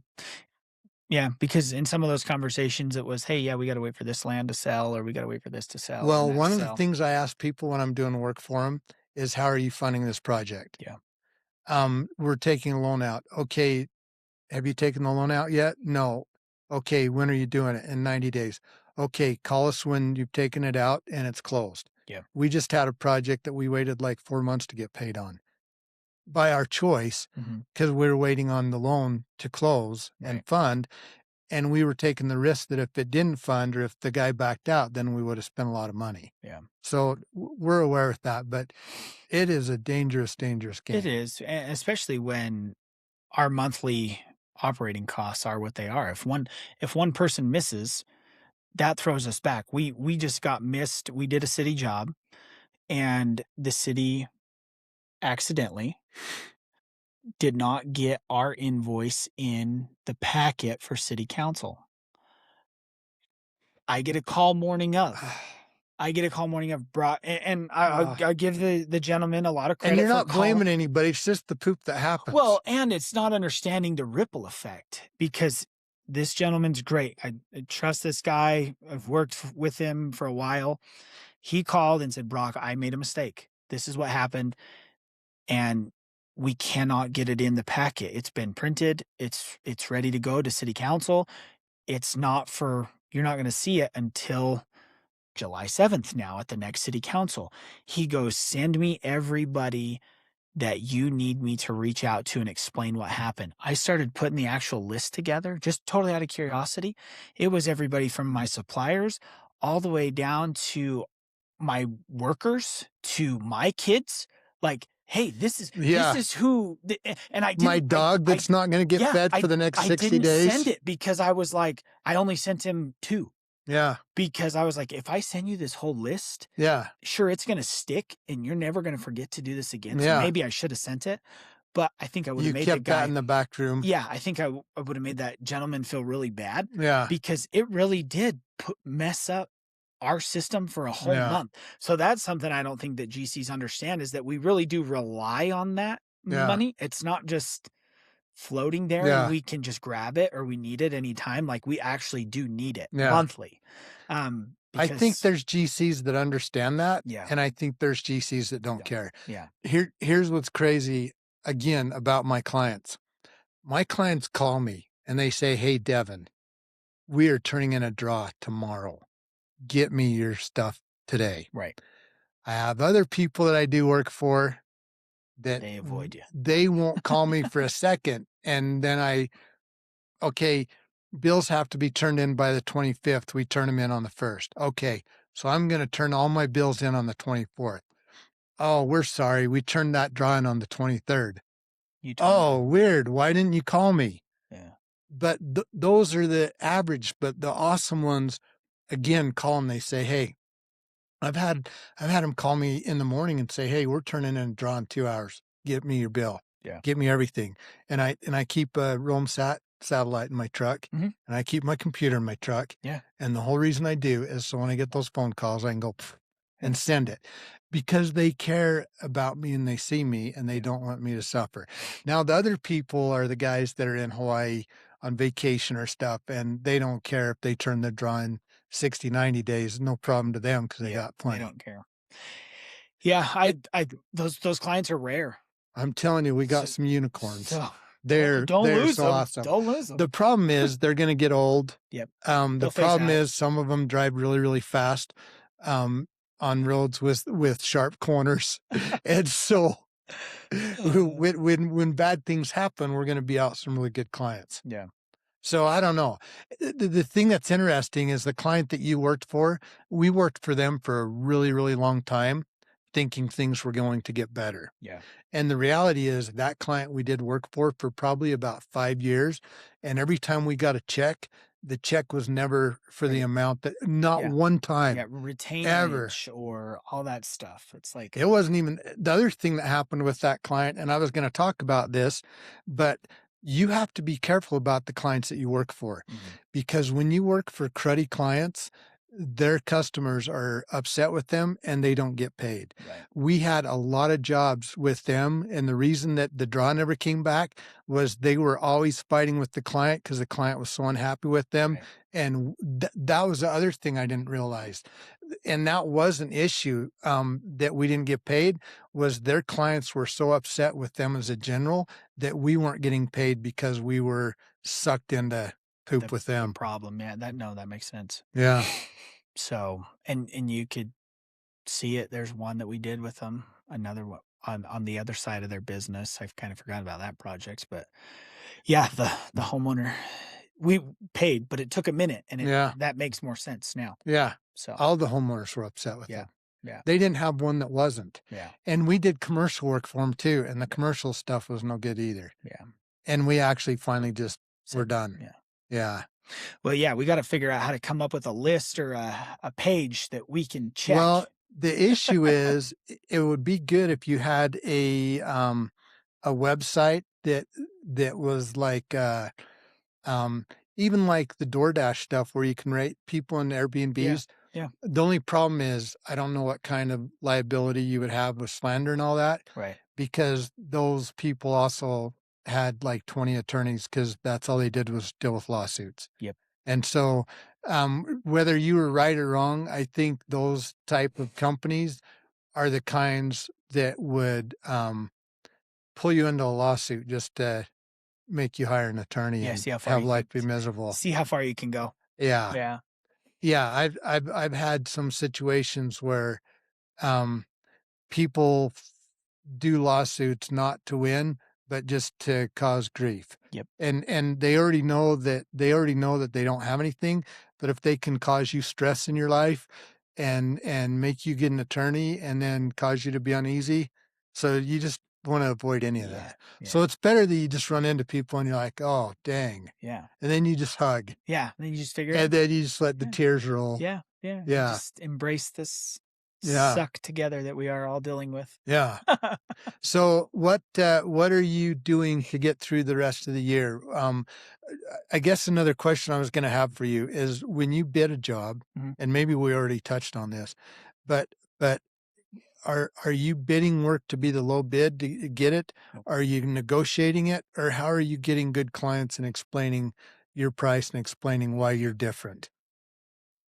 I'd say definitely not bidding low bid. There we lose all the time. I've submitted some bids for the last few years with a particular water and sewer district, Yeah, and it's been the same 3 of us that bid every year, and I walk in, and I've never been the low bid. yeah, I've always been the high bid, and I walk out of there just fine because 'cause I'm like, "If you guys can make money off those numbers, yeah, good luck, yeah, because I couldn't figure it out, and I'm not saying I've got it all figured out, like, we're still learning, but just watching some of these bigger companies yeah, that we would all know the names of win these bids, and you're like, "Okay, do you guys just play the change order game? Like, is yeah. that all you're trying?" Which I Actually, don't. Like, I really try not to yeah. play that game. I think it's if it's on the plans, it's gotta be bid. So what is interesting is I don't do change orders. Mhm. That's not saying I don't do change orders Right. because people would be like, no, we just did a change order. I do not do change orders. What I do is when I bid the project, I already know, oh, I'm going to have to do that. I'm going to have to do that Mhm. because I hate fighting with you. Right. I don't want to go fight with you. I just want to cover it and do it. Yeah. So like the guy on the gravel, if I already know that it's going to take 12 inches of gravel and I'm not trying to short anything to come back to you later. The reason I think our clients like us is the lack of chaos that they know that if I give them a price, that's the price. Right. And I had a job last year that I had a client. We bid on this job for 2 years, Mhm. and they just kept sending me satellite images of the project and plans, and over they're like, Devin, have you checked out this job? Have you checked it out? I'm like, yeah, I've checked it out. It's no big deal. It was like on a cul-de-sac, Mhm. and it was a like a tiny little job, and it's a good client, so I was trying to take care of them. I bid at about $70,000, like, it wasn't big at all. So, 2 years later after the fact, when they finally got the job, we went to the job and looked at it, and it dropped straight off, Yeah. and there was nothing there, and then I just looked at it, I'm like, "Oh, crap." Well, the 2 water cans that were sitting there, Mhm. that it showed on the plans that you had to go on the road Mhm. and tap the water. Right. Well, I looked at it and there was 2 big water cans right there on this lot and nothing else around. So and my thing is I'm always worried I don't want to take advantage of my clients. So I'm always trying to be in the zero. So I'm like, well, it doesn't need water. So I don't do water tap in the road. So then we find out that those 2 water cans actually run all the way down like forever to these other houses like that are Whoops. like 600 feet away. Yeah. So my bad. Yeah. So we paid for that too. The other thing when I was looking on the uh, Google Earth, it looked like it was fairly manageable. Well, we ended up having to all the dirt that we dug, we had to haul every bit of dirt out. There was nowhere on site to put dirt. In fact, when we dug, we had to put a chain link fence up and a safety fence because boulders kept rolling down the hill Mhm. into the neighbors' yards that were clear down there. One neighbor sued us. It was a wreck. We lost like $160,000 on that Oof. job, and it was 100% my fault. Mhm. But we didn't charge them One $1 extra. extra. Yeah. And a lot of people could have went in and said, "Hey, we screwed up. I thought it was this," or they just would have walked from the job and said, "We're not doing it." It honestly cost us about 160,000 out of our pocket because we had to haul all the dirt out, then we had to haul all the dirt back in, and it kicked us in the frickin' teeth. It Right. was horrible. It was a job. The way the job went when we were done with the job, I had my guy loading the track go up and I said, "Hey, watch out for those electrical lines right there. They're kind of close." And this guy's worked for me forever. He's awesome. Like he's no accidents or anything. And I got in my Jeep and I drove down the road and I was just sitting there and I heard bzzzt, and I turned around Whoop. and I drove back down there and he had swung just far enough that the track Touched it. touched it. That's the whole job was poop. Yeah. Like it was nothing ever got better on that job. Dang it. So Yeah. anyways, Yeah. Well, that brings up a good point because another builder we're bidding for, and we do their work, and it's that same builder that they use us for their more yeah. intricate. They use another one. They wanted to compare again apples to apples on this one that's coming up. And they're like, why is yours so much more? And I said, well, do you know that that's a 30% lot, 30% slope lot? Mm, You're dealing with that. And they're like, oh, I didn't realize. Like, so you didn't read the topo. Okay. So this guy, this other excavator probably didn't read the topo. So slope lots are more expensive than flat lots. doesn't matter if it's top or bottom. They Yep. both are horrible. Yep. They both suck. And so that was like an eye opener, like, oh, you look at everything. I'm like, yeah, I look at the topo, I look at footing elevation, try to figure out your cut fills, all that kind of stuff. And so that was just another because the I think one of my I think the younger kids in the generation call it icks. Is that right? Is that what you guys call it? Yeah. So I don't know what an ick is. it's something that bothers you. Ah, I think one of my icks that is when people say you're too expensive or you're expensive or that's expensive. For some reason, that word just bothers me for some It reason. makes me so angry because Yeah. I don't know what it means. Yeah. I'm like, exactly. What? It's not expensive. I'm not expensive. That's just my price, or that's the price of what But that I don't know is. how to get over that, and Yeah. I don't know how to explain it. I don't know how to Same. educate somebody on it. Same. And my thing is, it and I don't know if it's ego or what, but if you're dumb enough that you can't see this for what it is, Mhm. how am I gonna explain it to you? Right. Right. And that's the only thing that I've been able to like for some reason, like I can't figure out how to explain that either. But on this job specifically, you're this much more than this other excavator. And I was like, yeah, I'm not a I'm not that much more expensive. That's just what it's going to cost me to do the Yeah. job how you're expecting it or how you're wanting it. Or so you don't have to worry at night. I don't get a call from you at 10 Did you o'clock not at night did you not saying, see my Instagram post I put out today? no, I have not. You had too much time? No, no, I didn't. We'll see this. Which one did you put out? This is it. Oh, that one. Yes, I did see that. So Sorry. I don't know how to explain that. Yeah, I did. I don't know how to like, if you look at that and you can't tell me the difference, Yeah. for those that you can't see, it's a horse. The back half of the horse looks a lot better than the front half of the Yeah, horse. and it's a little bit directed. Can you see that, Doug? Go out, out, right there, kinda. Nothing. Anyways, I don't know how to explain it. And here's the other thing that happens to me. And this is the way I do things. So I have family members and a lot of people around me that always buy things based on price. And it's based on finding the best, cheapest price, whatever the best means. I don't know what that Yeah. means. And they always ask me, like when I buy something, they're like, "Oh, did you get a good deal on that?" I don't know because when I buy something, I'm not trying to get a good deal. I buy things based on outcomes. Right. So your Traco, did I get a good deal on it? Absolutely not, because that's not the way I shop. I buy based on outcome. Right. And if this thing costs me twice as much and the outcome takes chaos out and I can get out there and kick trash and I'm better than everybody else, I'm the wrong guy to talk to about pricing Yeah. because I do everything based on outcomes. Yeah. Same. I think a lot of people my wife always jokes that I have expensive taste and it bothers me because it's that word expensive again. And I'm like, it's not expensive taste, it's correct taste. Yeah. Maybe that's how I can explain it. So back to your original one of your original questions, why did you choose brand new in the beginning? Why did you choose to go this route? It's so expensive. It wasn't expensive to me. It was just the correct way to do it for how we wanted to do it.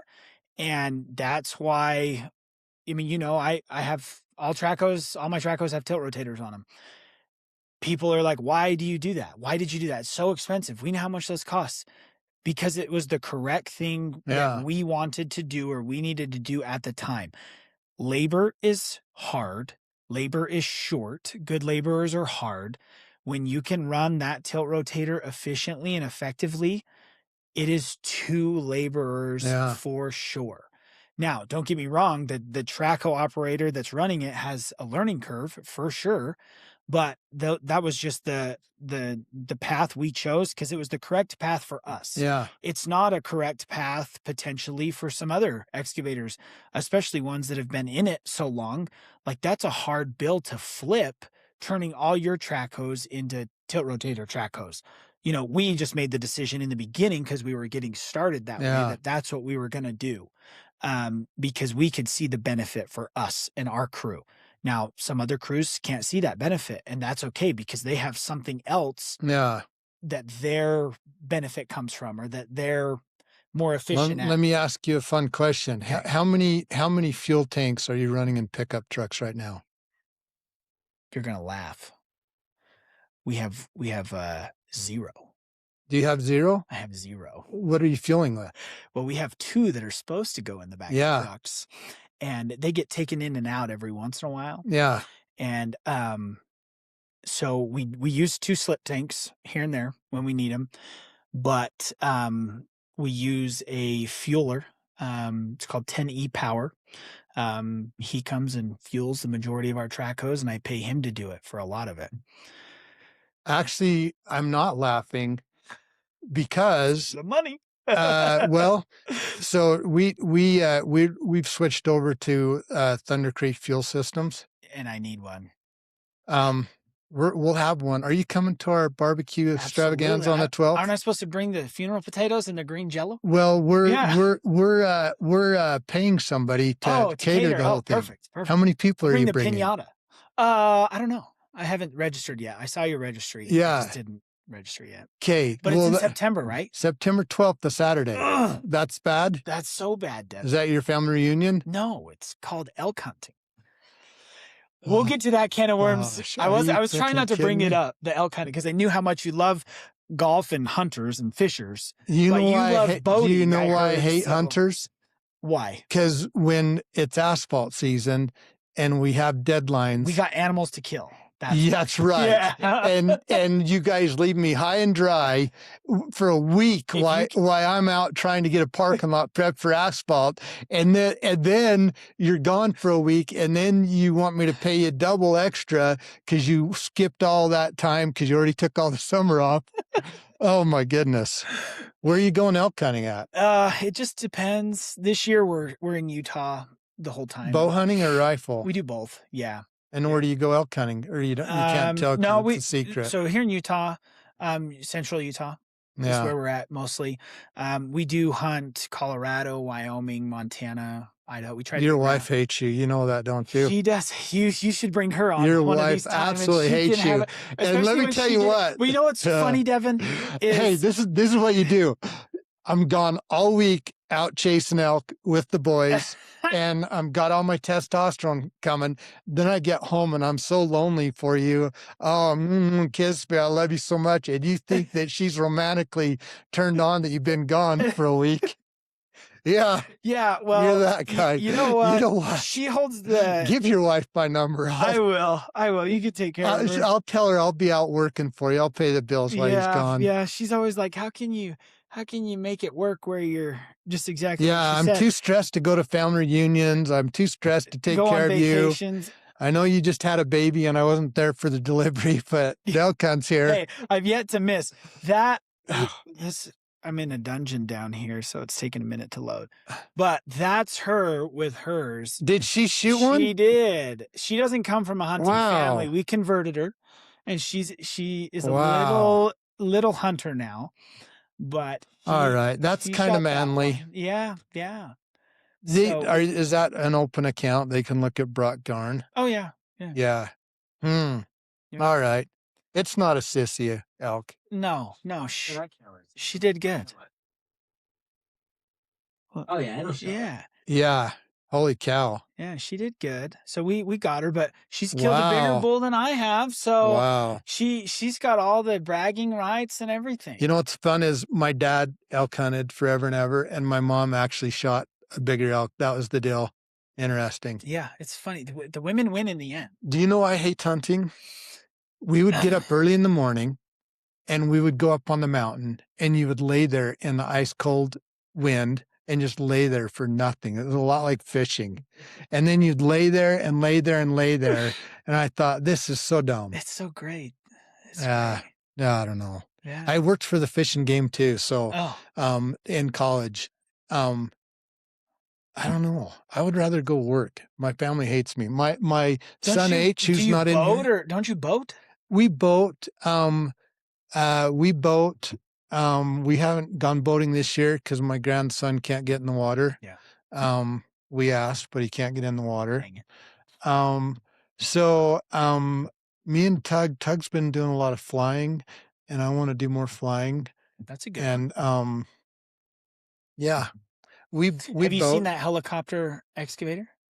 The one that's going around? Yeah, we have two of those ordered. That could be you. Yeah. Put me down for one. Yeah, interesting. There's a need. So you're elk hunting on the 12th? No, we'll make it. We'll figure it out. We'll be there. If not, I'll send somebody in my place. This is you're who's all coming on your end? Like there's actually supplier wise, you got. Well, Felco said they're going to come. I don't know if they'll come. Sean said he's coming down. Okay. He's a elk hunter too, so Yeah, I would have talked to him before you booked that date, Devin. He said actually, it's one of those things where I'll see who my friends are. But it is like I Are you told gonna have a Tug, Skype or like a link? a Zoom call. Yeah, Yeah, we should like see him church. Zoom We for can the do that meeting. for church. Can we do that for this? We should, huh? Yeah. I didn't even think about hunters that time of year. Sean though, he said he's going to try and make it, but he has an elk hunt with his son.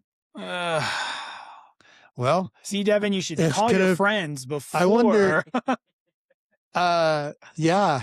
Who would have known? Who would have known? Yeah. It's September 12th, Yeah. right?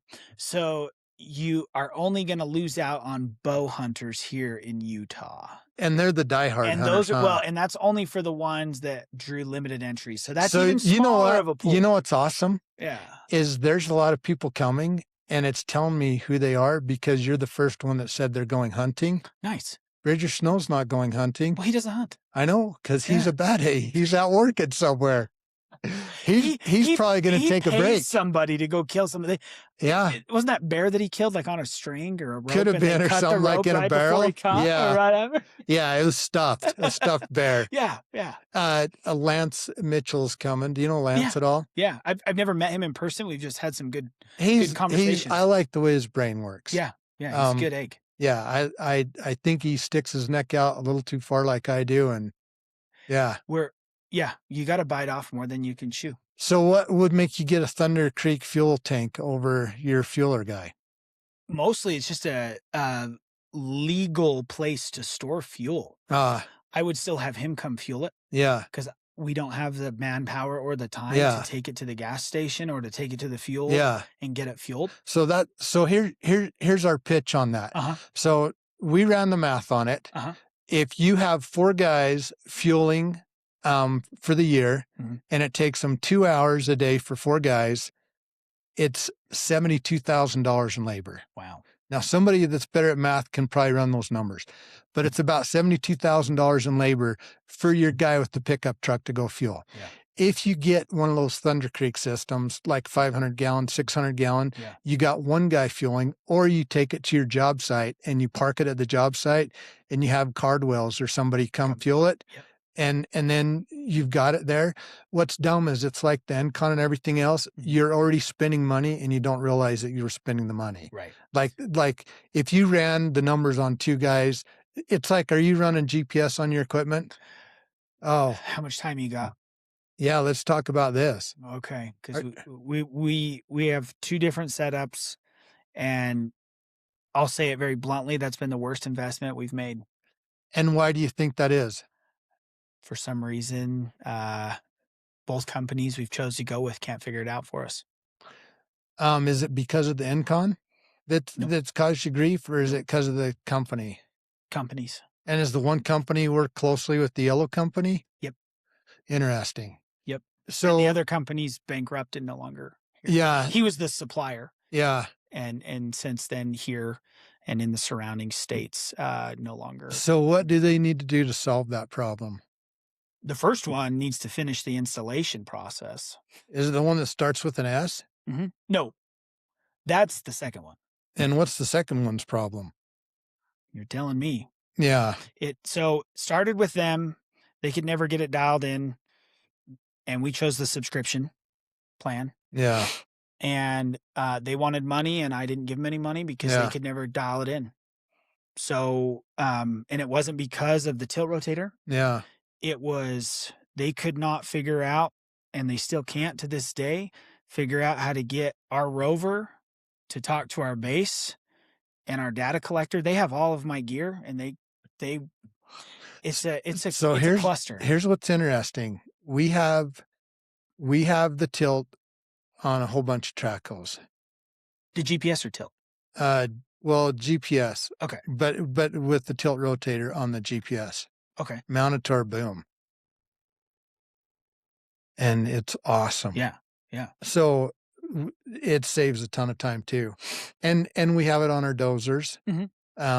And we have it on some skid steers. I think there is a lot of value in it. Yeah. For sure. I've seen it work for everybody else. But it's not worked for But you. it's not worked for me. It's only cost me The first system that we installed, we paid for up front. That was over $30K. That didn't Wow. work.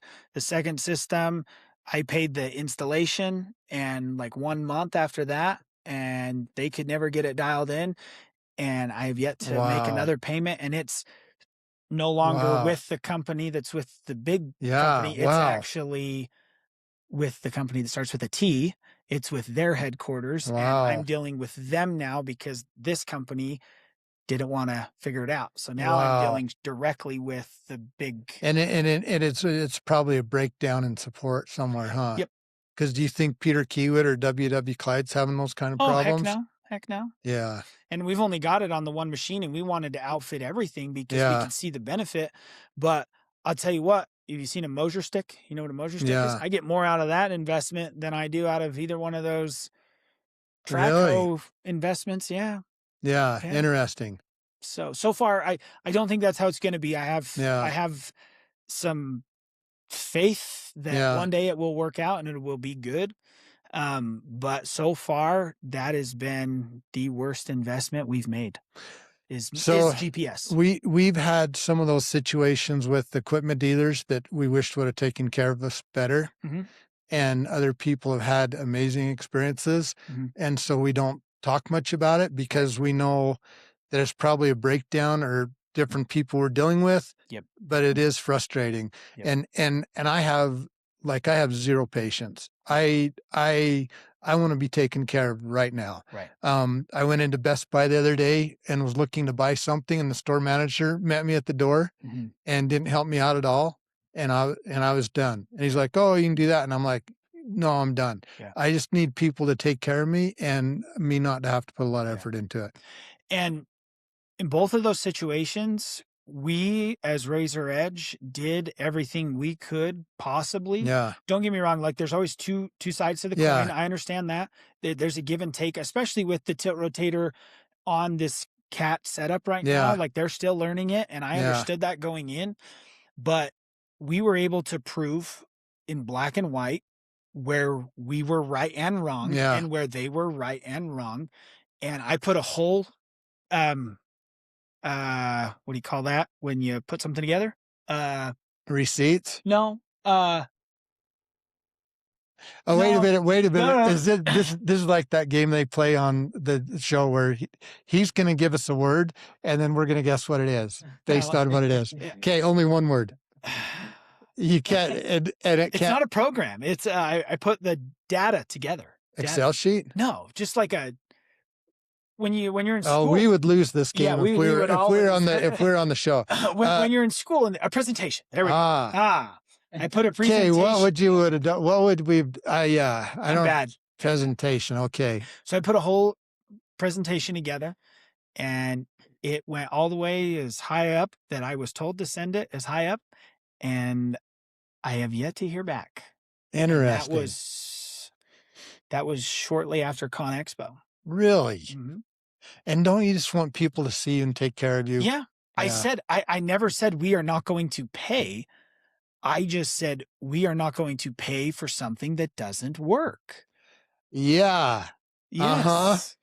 And once they couldn't figure out how to get it to work, it was. But we still want your money, right? Because I got your credit card, so the payments and due. I still get the monthly reminders. Yeah. Hey, you're in. I'm like, you guys know the deal. I'm not paying it.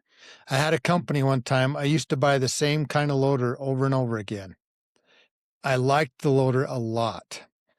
And one time I ordered a window for this loader because I was driving through an orchard and I knocked the window out with a branch. Whoops. So I called the dealer. I said, "This is the window I need. I need this window. Make absolutely sure it's not this window because it's not this window. Are we clear? I need this window, not this window." They send the window out. They send the service truck out to put the window in. He brings this window. I said, "Okay, I'm not paying for that window. I told you guys because I over communicate because I know I have one brain cell. Yep. I told you over and over." They kept sending me a bill for the window and the service call. I would tell the lady very nicely, "I'm not paying for this. Right. I need the right one." They sent me to collections. They had an attorney call me. Mhm. I called their office one time and I said, I want to talk to so-and-so.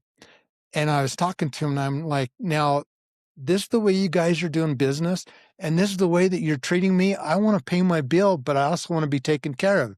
And I said, is the president there? Could I talk to the president of your company? And the guy said, I'm sitting right here. I said, are you kidding me? You are going to let your people treat me. You're the president and we need to get paid.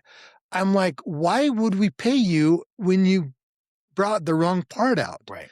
And we never bought another piece of equipment for him. They called me the other day and said, hey, what could we do to get your business back? Nothing.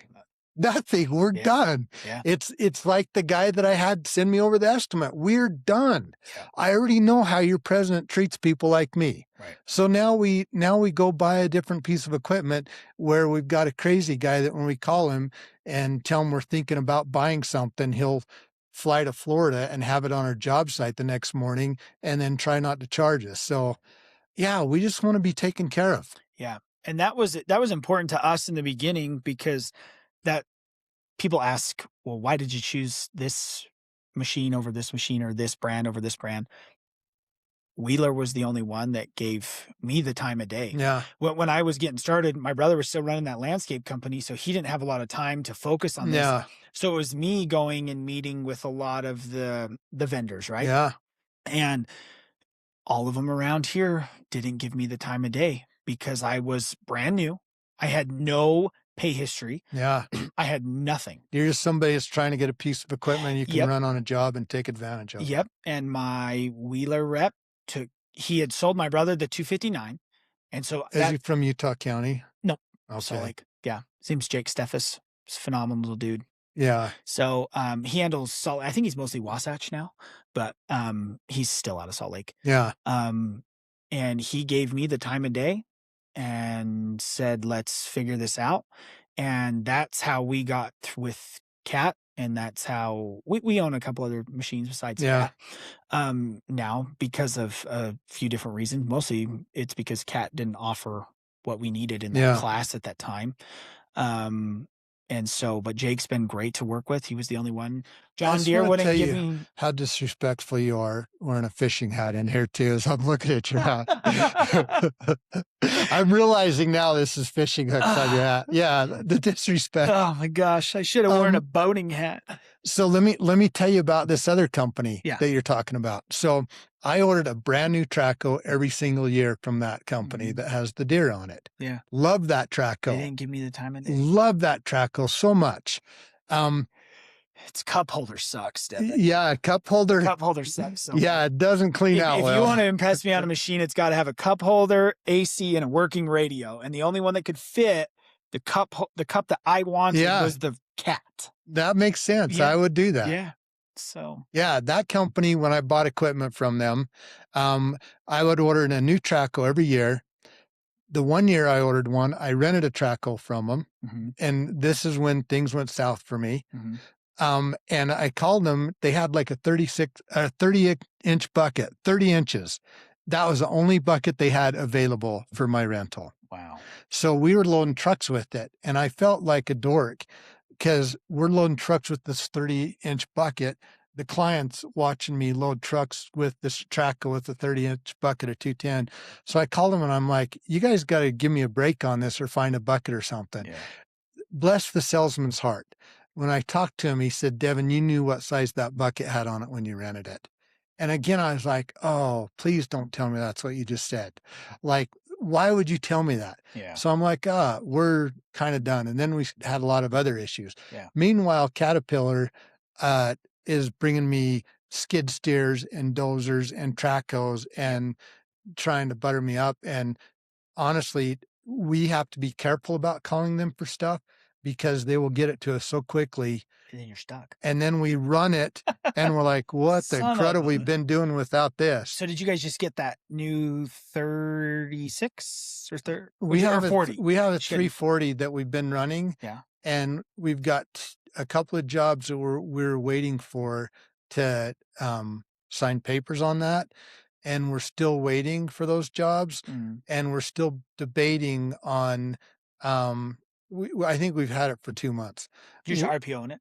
I don't know what we're doing with Yeah. it. S We don't Sounds like know. me. I don't We know. don't know. I just see the We don't invoice come know. through and we just pay it. Um, the problem that we're running into is, we realize that when we're loading a dump truck, we're loading a dump truck with 4.5 scoops and not 12. Uh-huh. And, so we have 330s. Mhm. So we're like, "Okay, do we trade in a 330?" Mm. Because we're heavy on equipment. We always are. Yeah. Um, but it also drives me nuts knowing that there's something that's more efficient than what I have. Right. And again, for me, if it's seat time, if I'm stuck in a machine and I know I can be in that machine for 4 days instead of 7, it makes Helps. me angry that I'm stuck in a machine. Yeah, agreed. So we've been up and down, and honestly, it's been such a weird year. We don't know. We don't Yeah. understand this year. Yeah, it's interesting. I mean, jobs that we would bid, we we would win, no problem. And then now this year, for some reason, you're losing them by 30, 40, 50, 60,000, and you're like, "Okay, why?" And if you're running your numbers Yeah, again, yeah, you're like, I every time we don't get a job, I always go back through my numbers, yeah, and I'm like, "Okay, where did I go?" Because we need work. right, And then I'm looking at it and I'm like, "Crud, we don't have any room." What that tells me is there's a lot of, less experienced companies. I don't even know the less experienced because if you bid a job against me and you win it, let's say you beat me by 50%, I don't know what your situation is. right, I don't know that you're bankrupt next week if you don't have a job and you're like, "Look, this is a Hail Mary pass." right. So I can be frustrated, but I'm not necessarily going to judge you because I don't know what your situation is. I do judge a owner again that's choosing you, and maybe an owner that's going to force you to, maybe an owner that in bad faith lets you take on a job that you shouldn't be doing. Right. And I've seen that happen. That bugs me, but I'm not ever bugged at you because I don't know what your situation is. Right. But this year is an odd year. It is. I've I've lost a lot. I'll go and check on them, similar to probably what you do Yeah. when you find out you lose one or you haven't heard about it. You drive past a lot. And there was one we lost similar to that dig that you were explaining, big sports court, Yeah. big house. Well, they only had a 315 and a skid steer on it, digging a giant sports court. I'm like, okay, that's why I lost it by 40,000 because that guy doesn't know. Yeah. Yeah. And honestly, I don't know how you figure out how to deal with that because for me, I take it personal. Mhm. It doesn't have anything to do with you. I hate losing. Yeah. And if we're competitive, like on the sports field or we're out elk hunting, Fishing tournament. yeah, I'm actually not going to compete with anybody because I don't care. Yeah. Like on that level, I'm not going to go head to head because I don't care. But on one, Devin Dyer against Devin Dyer, I frickin' hate losing. Right. It makes me so Right. angry. Like, and so the other day I had a job that I drove by, and a contractor, um, we took really good care of them, and I gave them some pricing, and they never called me back, but I thought we were their guy because we've taken such good care of them. And I drove by Mhm. and there was another guy working on it. And I'm like, okay, so what did I Yeah. do to mess that up? And it's not that I even think, okay, what did I do to mess it up? I don't think, oh, well, I was too high. I start thinking, oh, well, what did I do? Did I say something wrong that rubbed him the wrong way? Yeah. Or did I tell him something that we didn't take care of? Or did I make a commitment? I mean, I go through a list of 100 things and I'll beat myself up for a while before I have to be like, okay, it's all. And the truth is, we've got so we've the truth is we've got so much work going on right now that we need to make sure to focus on it. Right. But what happens with me, and you're probably the same way if you're on the front end of the company, I don't care how much work I have going on right now. My guys do because they're losing sleep and waking up at 1 o'clock in the morning stressed about it. I'm only worried. This isn't all the way true, but I'm always worried about what's coming in. Yeah. And Agreed. and I don't care if it's coming in January or next March or whenever, that's my number one concern is stuff coming in. Yeah. And so that's my concern. Yeah. And that's the same. Like right now, we've definitely bit off more than we can chew to some degree. Which Like, you I think, always should. yeah. And we're trying to figure out how to chew it. And I keep saying yes to jobs. And we hired a back end girl that helps me out, and she's full time, and she's like, well, how are we going to get all this done? I'm like, we'll figure it out. Like, that's our only choice, Yeah. because if we want to keep our guys, if we want to keep them paid, we're going to figure it out. And some days they're going to have to work 12, 13-hour days. Some days they may only get a 4-hour day. Yeah. Just how the jobs work, right? But I said, I can't say no right now when a job is in our wheelhouse of money, Yeah. time, our talents Yeah. that we have as a crew. We just can't say no Yeah. to that right now because of the market too. It's a little Yeah. funny. And what's weird is you say yes to all these jobs, and everybody says for some reason they all want to start at the same time.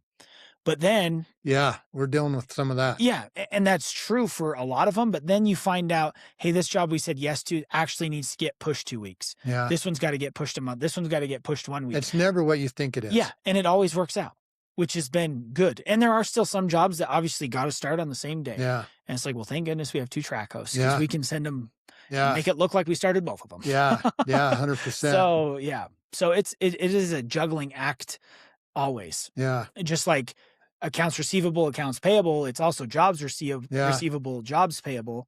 You're trying to figure Yeah. out what's It's coming all in. smoke and mirrors. Yep. Yeah. Yep. Every time you close one, you should be starting one. Yeah. And Or you don't 2. ever know what's going to fall out. That's Yep. the hard thing too.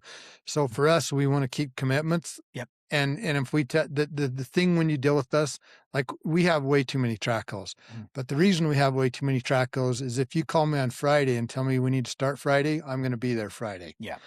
But it's a tough balancing act. And Yeah. I think everybody deals with the same thing. Yeah. You just don't ever know. You never do. We had a big job this winter that carried us through the winter. It's a big rock job. I posted a lot about it as we were doing it, and we haven't even finished it. It's not even close. Our phase right now is finished. And we were supposed to be finished with the whole entire job by now. But what happened is we got the whole hole dug, ready to go. The client made one change to one room, set him back 3.5 months. Wow. Because of engineering, because of new permitting. So then you have to fill in 3.5 months. Yeah, it was, we were planning for that project to take us that time. And it was like, oh crap. That But just that's pushed. every day. Yeah, that's right? every day. Yep. Yeah. Yep. So you're always juggling. And that's, my brother and I go back and forth all the time. Machines have got to go here. Machines have got to go there. Guys got to go here. Guys got to go there. This client wants to do this day. This guy wants to do that day. And you just try to make everybody happy. You need to be like water and you just flow. Yep. And if the river takes you this way, you flow that way. Yep. And you don't give it a lot of resistance. Yeah, that's true. If you try to control it, then you're going to break down. Yep. You're going to get beat up for Yeah. sure. And I think that's been the mentality and attitude, is just make it work. Yeah. Flow. Yep. That's a good way to put it. So, what does your wife do for vacation? Since you take a break and go elk hunting, what does she get to do? Take her to Hawaii every year. Do you go to Yeah. Hawaii? Yeah. Yeah. She loves that place. She's been going there since she was little. Uh, So, yep, that's our family getaway. She and the girls get to, her parents live up in Washington. yeah. So she goes back and visits a couple times a year. Takes the girls. They travel well and do a good job. And then usually every August we go to Hawaii. Mm. This year we went twice already in the early part of the year because of a wedding. Yeah. And then we took my parents this time. My parents have never gone. So we're not going in the fall That this makes year. Her sense. parents are going and doing that because they've always gone every August. That's their Yeah. that's their thing. So when I married into that. So that was fun. That was Yeah, good. That So, works. but yeah, that's her getaway. And then now that the girls go, they love it. Yeah. So Maui's their special place Mm. too. So Yeah. I yeah. like Maui. Yeah, Maui's a good one. Yeah. So Well, anything else? You got any questions for me that I won't answer? let me look at my list. Are you lying What? about a list? No, I'm not lying. Is that good or bad? I don't know. We had a guy come in here the other day and he had a list, but I just wonder if you guys are getting together for fun. No. Oh, where'd it go? A good question is, you're drinking caffeine, but yet do you ever drink? I love that stuff. You do drink it? Yes. Are you lying? No, I'm dead serious. How every long day. How long you drink it? Probably last year we did LMNT with our crew. Uh, Have you had that one? yes. I used to Very drink that before I this found one. out how awesome Relight Yeah, was. yeah. So this has probably been about a year. But yeah, Really? what do you got on this one? Tell me about it. Sell me on it, Devin. The people that own Relight are the most amazing, awesome people I've ever met in my life. Yeah. It was started by two brothers that were farmers. Do you know this story? No, I don't. Down by I know where Richfield. it's Redmond. Yeah. Yeah. Yeah. They were losing their butts farming. I could be off, Okay. but they started mining. There was a place where the deer would go lick salt Okay. forever and ever, so they went and started mining it, Figuring it and out. it's actually an awesome, awesome salt, Yeah. and it's still family owned, and Good. they are like the most amazing people in the world. But so here's what's dumb. I haven't drank caffeine for probably like 3 years. Good for you. Just for whatever reason, I stopped. Yeah. But at night, I get really bad leg cramps. Uh-huh. If I drink Relight, I have no cramps. Like, That's as good. long as I stay electrolytes and hydrated, I'm Yeah. awesome. I usually pop one every morning when I get up. For reals? Yeah. Okay, so I'm gonna I hook drink you it at the up. gym every morning. How many guys you got that work for you? I think we're sitting at You got a bunch of packets over there, Tug? Throw me some yeah, I packets. think we're sitting at like 10. 10? Plus 2, yeah. Just get me a box. Yeah. I think more. Some lady came in here and cleaned it. Yeah. But ask your questions while he's getting you a box. Okay. Well, we covered that one, that one. Oh, um, do you ever like internally audit, not money audit, like audit your company as a whole? What are you doing well? What are you not doing well? What equipment's doing well? What equipment's not doing well? Jobs, client, I mean, kind of the whole thing. Okay, so this is an awesome, awesome, awesome, awesome question. Um, so my son H, who works for me with me, he's 22, 23. Tug, how many packets you got there? Jeez. Just dump it. See, this is what we're gonna do. Did you buy stock in these guys? Yeah, we did. Nice. So see that? Dang. There you go. Go ahead. Thank you. They will Need love some it. more. It's hot out there. Yeah, when you need some more, let me know. I will. Because these guys are the bomb. Yeah. Yeah, they're great. Anyways, okay. So here's what's interesting. And you have to realize too that genuinely, when you're asking me a question, you're asking the dumbest guy in the room. Like when I tell you it's the Bernstein Bears, it's the Bernstein Bears. So what happens with all of us is you don't realize that your company has to evolve over and over and over again. Like, how many times have you drove through town and one day there was an old McDonald's here and the next day it's tore down and they tear it down and they completely rebuild it and you walk in and everything's modernized. Car dealership, you go into a car dealership and all of a sudden they tear everything down and it's completely rebuilt. Yep. And any companies that have been around for a long time, they are tearing down from the top to the bottom and rebuilding. Right. We get caught in the cycle that we do the same thing over and over again. And if you're in business, and again, I'm telling you, I'm not the guy to ask, but you need to be auditing yourself like every year, every 2 years, every 5 years, and saying, okay, what do I need to do different? So right now we have a whole bunch of equipment. We have maybe 11 to 15 trackos. I don't know how many trackos we have. We last year and even before that, we were digging 2 to 4 houses a month on our residential side. We have a lot of equipment for doing housework. We have tracos that are sitting right now. So we've been going through and internally, in my mind, I'm going through, okay, what equipment do we have that is no longer working? And okay, we used to have all these clients. Well, the market's different. Okay, what do we got to change? So right now we're transforming, and you always should be transforming and evolving into a different market. So if you're doing nothing but rock walls, that's great. But you need to know at some point they might be changing and you need to evolve and you need to be on the front end. It's kind of like you with your end cons. You need to be evolving. It's not NCon, Devin. What is it? TRS. Yours is TRS? I have no end cons. So what is a TRS? I don't even know what that That's is. cats. Is it really? Yeah. That's going to make some people laugh. So here's what's interesting. I didn't know that. Yeah. So what's the difference? And I know that takes us away from a question, but what do you like about that? Or do you even know? I do. Paint color is way different. It's red instead of It's yellow. red and black instead of Yeah. that yellow. Those yellow machines are just more. And you have cat support that Yep, when it so- breaks, you're not waiting. Exactly. So the TRS is cat's tilt rotator. Yeah. We have them on a handful of Tracos. Yeah. And we chose them in the beginning. In the beginning, I ran an Encon Yeah. just to try it out. Didn't mind it at all. Yeah. But what was the big selling point was the support. Yeah. Cat, even though they were newer to cat, Yeah. cat just has such a good support system. Mm. So we were able to finance.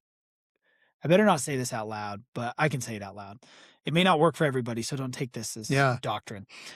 We were able to finance our tilt rotators through Cat Financial Into your loan. on everything. And I know in the beginning it was a little hard, and they've gotten better with that because Yeah. attachments, they just look at them different Yeah. than the machine. Yeah, makes and I know sense. they've gotten better because our last two, they were into the loan as well. Yeah. But the hard part with that is when you the tilt rotator is not the hard part. It's when you add other attachments from Yeah. other brands. So Yeah. if you had a Felco wheel, if you add a CMP grapple, if you Yeah. add those, they can't get you in at the 0%. Makes sense. It's a blended rate. Right. So that's where we jumped through some hurdles. So I just chose them from the beginning, Yeah. not necessarily because one was better than the Yeah. other. It was just that I knew we would get the support we needed where no one else has that Yeah. here. With that being said, we actually just bought one that's not a TRS brand. It's not a cat brand. We just bought our first still wrist. But that's going on not a cat machine. It's going on our link belt. And that setup's a whole nother. So how are you financing that?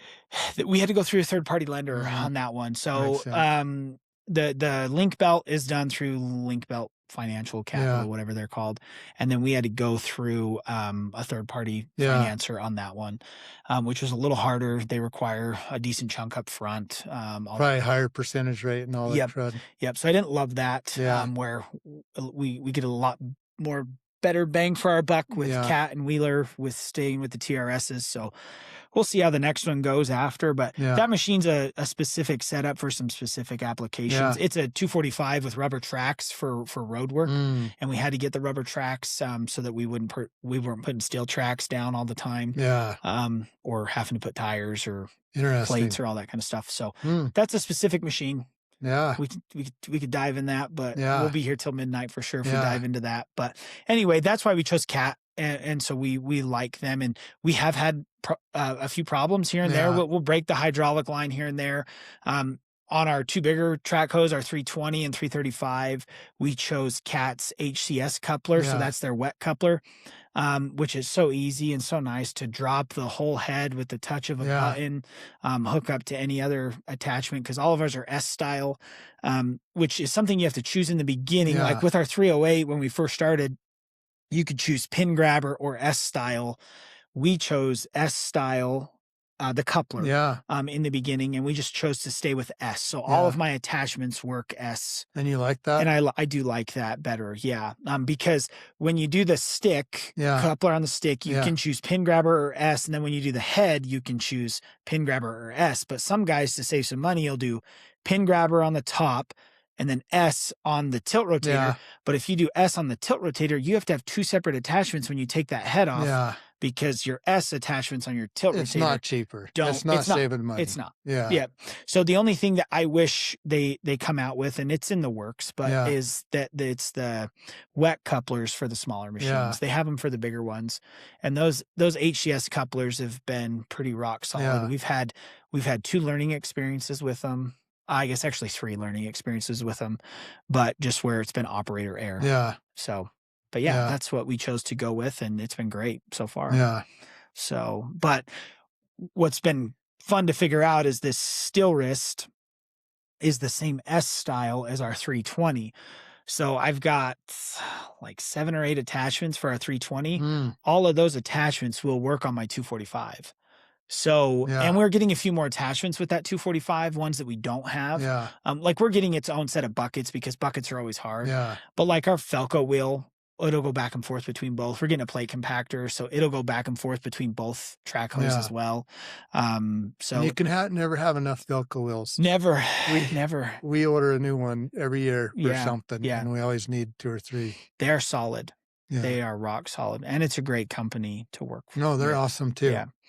So, but anyway, we were talking about audits. Sorry. Well, yeah, so the problem is I think probably most good companies, and we're not in that range, but they do audits, and I think it's important because if you it's kinda like you get, let's say you're in a fishing hole, since you're a fisher, I can't relate to this at all, but if you keep fishing the same hole over and over with the same bait, and you run out of fish and you're not ever changing anything up, Mhm.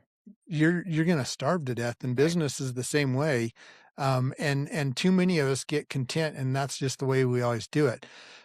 What happens is we all have a blind side, like, Mhm. you talking about, talking to that one person, or there was a situation, maybe it was with your, GPS, but you said some smart things that you were like, "Look, there's 2 sides." Like, really, there's 3 sides, 4 sides, and I don't know what they all are, and so I need to make sure that I'm at all different angles, and I think with your business, you need to crawl around it up and down. Okay, you bought all this equipment, you bought all these attachments. Is that the way you're going to do it? Or do you need to step back and say, okay, wow, we were doing a lot of rock walls for the last 5 years. We're not doing that anymore. And so then I think, okay, I'm going to look at this equipment. Okay, I don't need that grapple. I don't need that. I'm going to change it up. Well, everybody around me thinks I'm crazy. Oh, what are you doing different? If you're not different and evolving, you're going to die. 100%. Now, the thing that's scary about that is, a lobster sheds its shell all the time and grows, Mhm. and if it doesn't shed its shell and grow, it dies. Mhm. But the most vulnerable time in a lobster's life is when it sheds its shell Mhm. and it's shellless. Right. And so anytime you're evolving, you're in a really, really dangerous Yeah. predicament where you have no armor and safety, and so it's kind of a scary time to go Right. through. Right. And I think a lot of us, like a year like this makes you evolve, I think. I mean, we've actually had an awesome, awesome year, but our clientele that we relied on for lots and lots of work, their markets changed. They don't have the same work. My client that we do millions of dollars a year for with commercial work, he drives a fast sports car. Yeah. I've rode with him in a vehicle on roads where if there was a cow on the road, he won't be here tomorrow. Yeah. So if I'm just content and I just am on cruise control, I'm gonna hit into a brick wall. So you are wise if you are thinking in that direction and evolving. And even your guys, we have a lot of truck drivers right now, and we've got a bunch of commercial work right now that we've got to get paved quickly. Mhm. So we October actually 15th is coming fast. so and yeah, you don't have Woo. to tell us. You'll be elk hunting and it'll be Yeah. somebody Yeah, I'll else's send you a problem. picture. Yeah, but we parked one of our dump trucks and we're like, well, okay, we've got this work going on. What can we do? So we pulled a dump truck driver out and we've got him working on some jobs. He's really capable, but you've always got to be thinking out of the box. And I probably do it to a fault. I don't know if I overthink things. Tug might know better than I do, but I'm always thinking, okay, I'm always pulling up the plant and replanting it, and you know Mhm. how you have to leave a carrot in the ground so it grows? I'm always pulling it up to see if it's growing, Right. and I have to learn to be patient to let it stay in the ground, keep growing, but if you're not thinking that way and, "Okay, I need to evolve," you are going to die. Agreed. Yeah. And I think that's you can take that down to every job Yeah, because there's so many times, and this is just the way my brain works, and I don't think a lot of people think this way, but I hate touching dirt more than we have to. And if you're touching most dirt on projects more than twice, you probably did it wrong. Yeah. And twice might be too much too.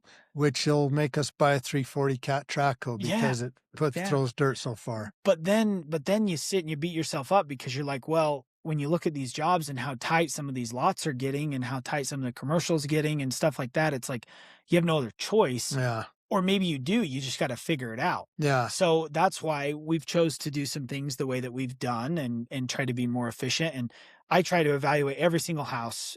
And this is just in my brain. It's not like I have an open Yeah. conversation about it. It's okay, I bid the job for this. It's roughly cost us this. We touched the dirt this many times. Yeah. What could we have done? And I had a conversation with one of the builders that we just dug a hole for. He's pouring footings and foundations today. And I talked to him. I said, "What could we have done better? Mm, What did you want to see from us that you didn't like?" And he only had one comment, and it was, "Hey, just that frost over there, maybe we could have made that a little tighter." yeah. And I said, "Okay, that's fine." Because you got when you dig for And it may frost. be right or wrong, right? Yeah. And so we had a good conversation about that. I said, "Hey, we definitely could have dug that tighter, and I'm not trying to justify what we did, but let me just tell you what we were looking at and why we did it that way. That way, next time we can have this Yeah. conversation. If we were to dig it tighter, we would have needed to dig it at this elevation first, then get you back out here with survey to resurvey in this footing where we just dug it big to make sure it fit. Yeah. Where a lot of guys don't want to pay for that resurvey for that one small spot. They just want to pay a little extra But mud." also you're not coming back to fix it. Right. Your footing guys aren't showing up and saying this is too tight. Exactly. Like, and that's a fine observation, and you Yep. got to be aware enough Yep. and say, okay, is this something I need to pick up or it's Yep. okay? Yep. And I think it was just good for him and I to have the conversation Yeah. to see where both were coming at. Cause I think he was kind of worried, like, man, now I got to explain to the client why we've got 20 more yards of mud we got to pay for. And it Yeah. wasn't 20, but Yeah. just throwing that out there. Yeah. And so he just, But he would have been paying it for other ways that he might not have saw. exactly. Exactly. So I agree with that too. And here's what needs to happen. And we don't do this enough, but every job that you get done, you actually should sit down with your guys and say, okay, let's look backwards. Let's look at the receipts. What could we have done better on this? Yep. And if you are not doing that, and a lot of times guys will get prickly, especially the guys that are like, oh, you're questioning me. No, I just want to know what we could do to do better. Right. And if you're not asking that question, again, you're going to die. Right. I don't care how awesome you are. The good thing about my wife being the way she is, my wife is a kick your butt and just let you have it. She's evaluating me all the time, and she doesn't let time go by, so I can keep getting better. Right. And you have to be careful that somebody doesn't start feeling beat up that you're Right. doing that all the time. But your best guy is your dump truck driver. You should be talking to him. Is there something we can do to be better? When you back in, can you be closer? Can you be further away? Let's not keep screwing this up. A good example is on a commercial job that we're doing. We had a skid steer that has a blade on it with a robo system. No, that's not what it is. A total station it's hooked Uh-huh. up to. So, anyways, the stockpile of road base was clear over here. The loader was getting the dirt, bringing it clear over here, waiting for the grader to get up to here, and then when the grader kind of almost got done, he would dump his dirt. But, I'm freaking losing my mind watching this. And I was not saying anything because I wanted people to have a good day. yeah. Then Those are tough days for you though. it's so bad. That's why a lot of times I just drive by. Yeah. Anyways, then the grader would push the dirt out. Then he would wait for the loader to bring another load. Instead of the loader scooping dirt, the road base, dumping it, dropping his blade and back dragging it, and then the grader pushing it while he went and got another load. Right. Like that was an evaluation that needed to be done right that second. Right. Because how much money is that costing? So again, you talk about evaluating. This is my pitch on the Thunder Creek thing that we ran the math on. Yeah. We can't afford one of those. Have you seen how much they cost? That's yeah. Yeah. we can't afford it. But then when you evaluate, okay, how much money are we actually spending a year fueling equipment? We're spending $72,000 a year in labor. Yeah. Wow, that $30,000, 20,000, 40,000 doesn't seem that much.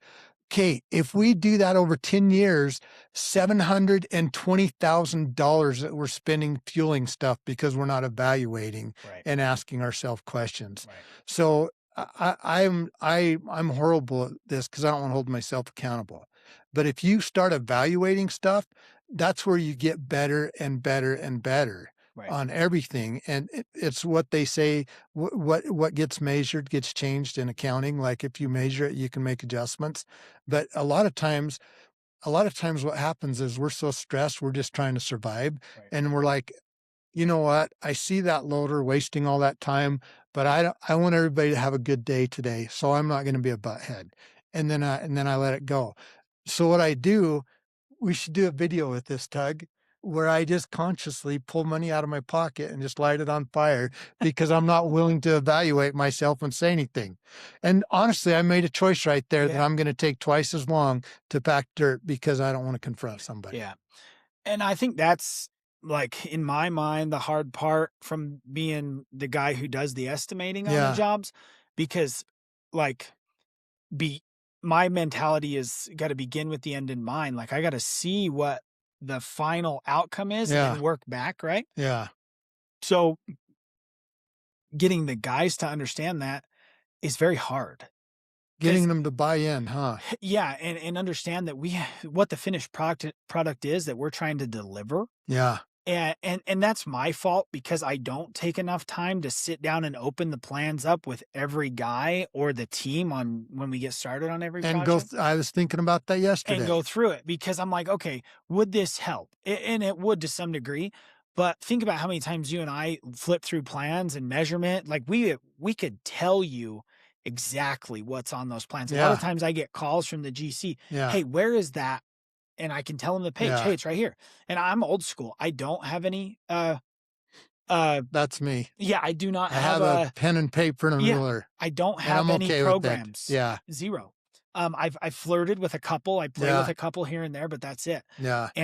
And that's honestly from kinda coming from my uncle and just how my brain works, like, Yeah. when I sat There's down probably a better way, but that's the way I'm doing 100%. it right But now. for some reason, that ruler and that pencil just Yeah. makes sense to me.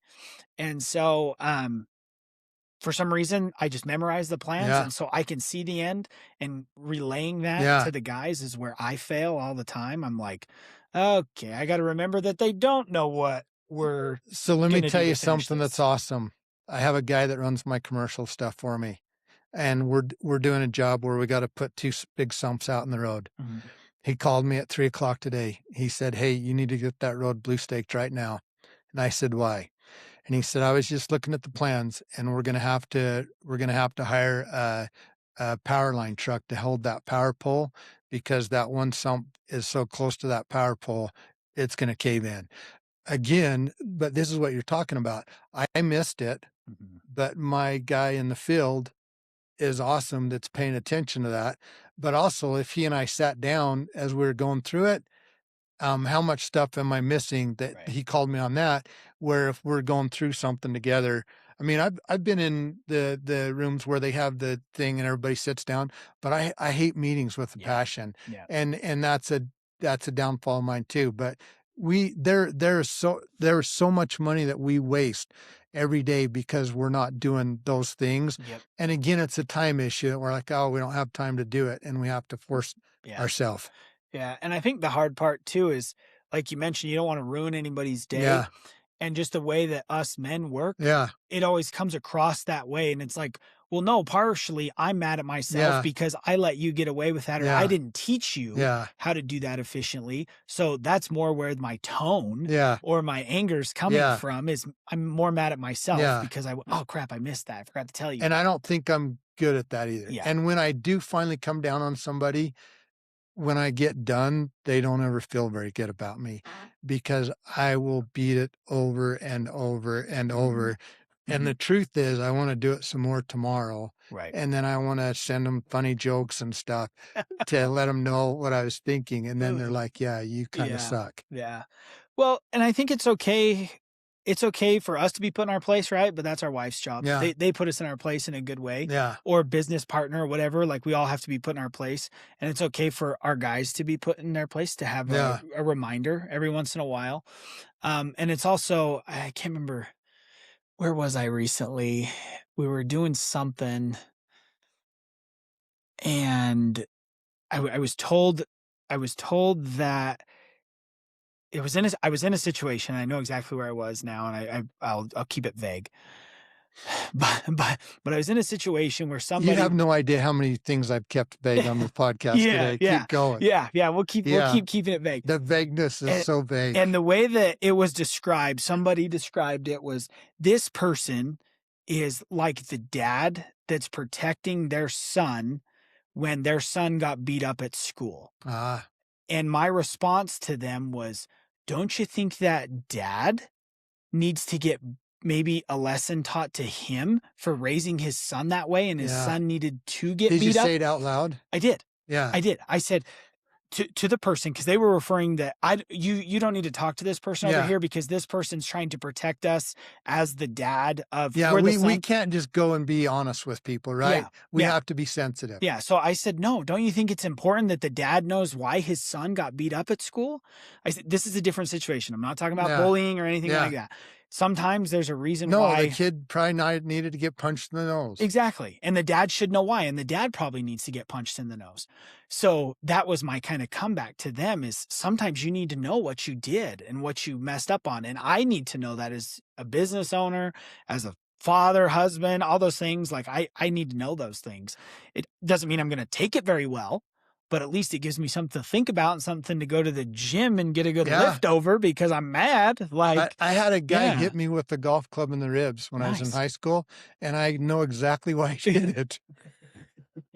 I have no question whatsoever why he did it. Well, did you learn from it? Yeah, I Okay, learned not okay, to. so then it's stuck. I You could learned probably not to still walk feel the up sting. behind somebody at the golf club Yeah. and smack him. I didn't ever do it again. Yeah. Yeah. It's Do you know, business is do you know funny. who Larry David is? This guy that wrote No. Seinfeld. He has white hair. No, I'll that's send you some of it. Seinfeld was like in The my Sein- time, but the not Seinfeld really guy's in my not time. that's Oh, not the funny part, but Okay. he's the writer. okay. And he's the guy that when they go places with the friend group, he always speaks truth, and everybody's like, you need to get a filter on. He's like, oh, what? And he just tells everybody truth, and it's Wow, good. It's good. Yeah, Yeah. truth is good, and it's hard to take sometimes, but it's. I actually like it. The best relationships I've had are people that have kicked my trash genuinely, Mhm. and who have let me had it. Yeah. Or have it. In those relationships, I've done the best performing. The worst relationships are the people that were frustrated with things and told me everything was fine Right. because I couldn't correct it. The people that when something wasn't right, they called and said, hey, you need to fix this. I went and fixed it. The other people that when you were asking that guy, hey, what could we have done better? Oh, no, everything's fine. Okay, I didn't know I thought everything was fine. And then 8 months later, or 8 weeks later, Yeah. they're like so angry. I'm like, well, what's going on? Yeah, I thought we were And good. yeah, and there was all this stuff that they were frustrated about. And I would rather somebody just come say, hey, this sucks, come fix it. Yeah. I'll go fix it. Yeah. And I want to be 100%. able to talk to people that way too. But people are like, oh, you can't say it to them. Like, what? What are you talking about? Yeah, it made them feel bad. I'm supposed to care about that. Yeah. Yeah, we could be a little tougher. Yeah. Yeah, we could. Yeah. So That was, But- you got another question? I liked that one. yeah, so that was audits. I think you should audit yourself on the front of the job too, but Yeah, you yeah. should look at receipts and go through everything. Well, we started just recently. I did some kind of a internal audit today. We started a pipe job last week, and I thought 2 track hose was going to be the ticket. And it's not, because of what the requirement is for compaction coming up. Like we talked about the Felco wheels, they are Yeah. fantastic, but we can only compact in 6-inch lifts. A Felco wheel is not designed to Mm, compact 6 inches. It can, and it does a Yeah. great job, but it's meant for bigger lifts. yeah. So I'm like, well, geez, with what work's coming up, I can take one of those track hose off. I can just put a skid steer and a smooth drum roller on it, our smooth drum and our skid steer on it, and it's going to be 10 times faster than what Yeah. the track hoe can do, because you know how thick those pads Yeah. are. And we have a segmented wheel too. Yeah. And then we have the pads. We have both styles. So I was like, yeah, that's just not going to be efficient. Our guys are going to compact everything and then still have to bow mag the top to get that top Yeah. tight. So I'm like, nope, we're just going to take that track And the hoe off. most important thing you can do is go in and say, hey, we screwed up and we got to do this different. Yeah. And Yeah. you just got to learn not to care what anybody else thinks too. Right. Like, okay, that didn't work. It's like when you screw up a job or something and you got to tear something out. Right. You don't try to overthink it. You're just like, okay, we're going a different direction. Yeah. Yeah. Yeah. Oh, let's see. I struggle with this one, so I'm going to ask your opinion on it. Do you like to pay travel time for dump truck drivers?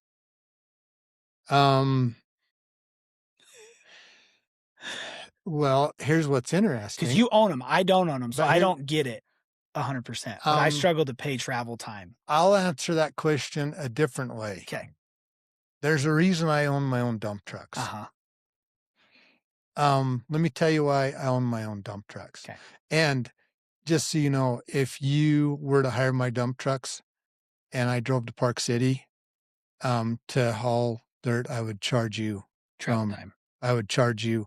I would charge you from the time those trucks left my yard till you're done. I wouldn't charge you on my way home, but I would charge you on the way up. The reason I do not use leasers, and we've used them a lot, a couple of reasons, a lot of reasons. Let's talk about the reasons I don't use leasers. Every time I lease dump trucks, I'm loading a dump truck and I get about 2 feet from the top and a guy got a guy standing there telling me don't put any more dirt in. Yeah. And I'm looking at it, I'm like, are you serious? Yeah. We're not even 3/4 full. Yeah. Whenever I tell you these things, I understand that there's people that abuse it and they fill it to the top and that's why they're watching. I'm not that guy. Right. Let me load the dump truck. Right. Here's what else frustrates me. When my truck driver is driving to the same place you are and you're driving 55 miles an hour and my truck is lapping you, why am I paying you? Exactly. Here's my other frustration. I opened a good Why, when I have you scheduled for tomorrow, do you call me and tell me your trucks aren't available after I scheduled you? Yeah. And then here's my other question.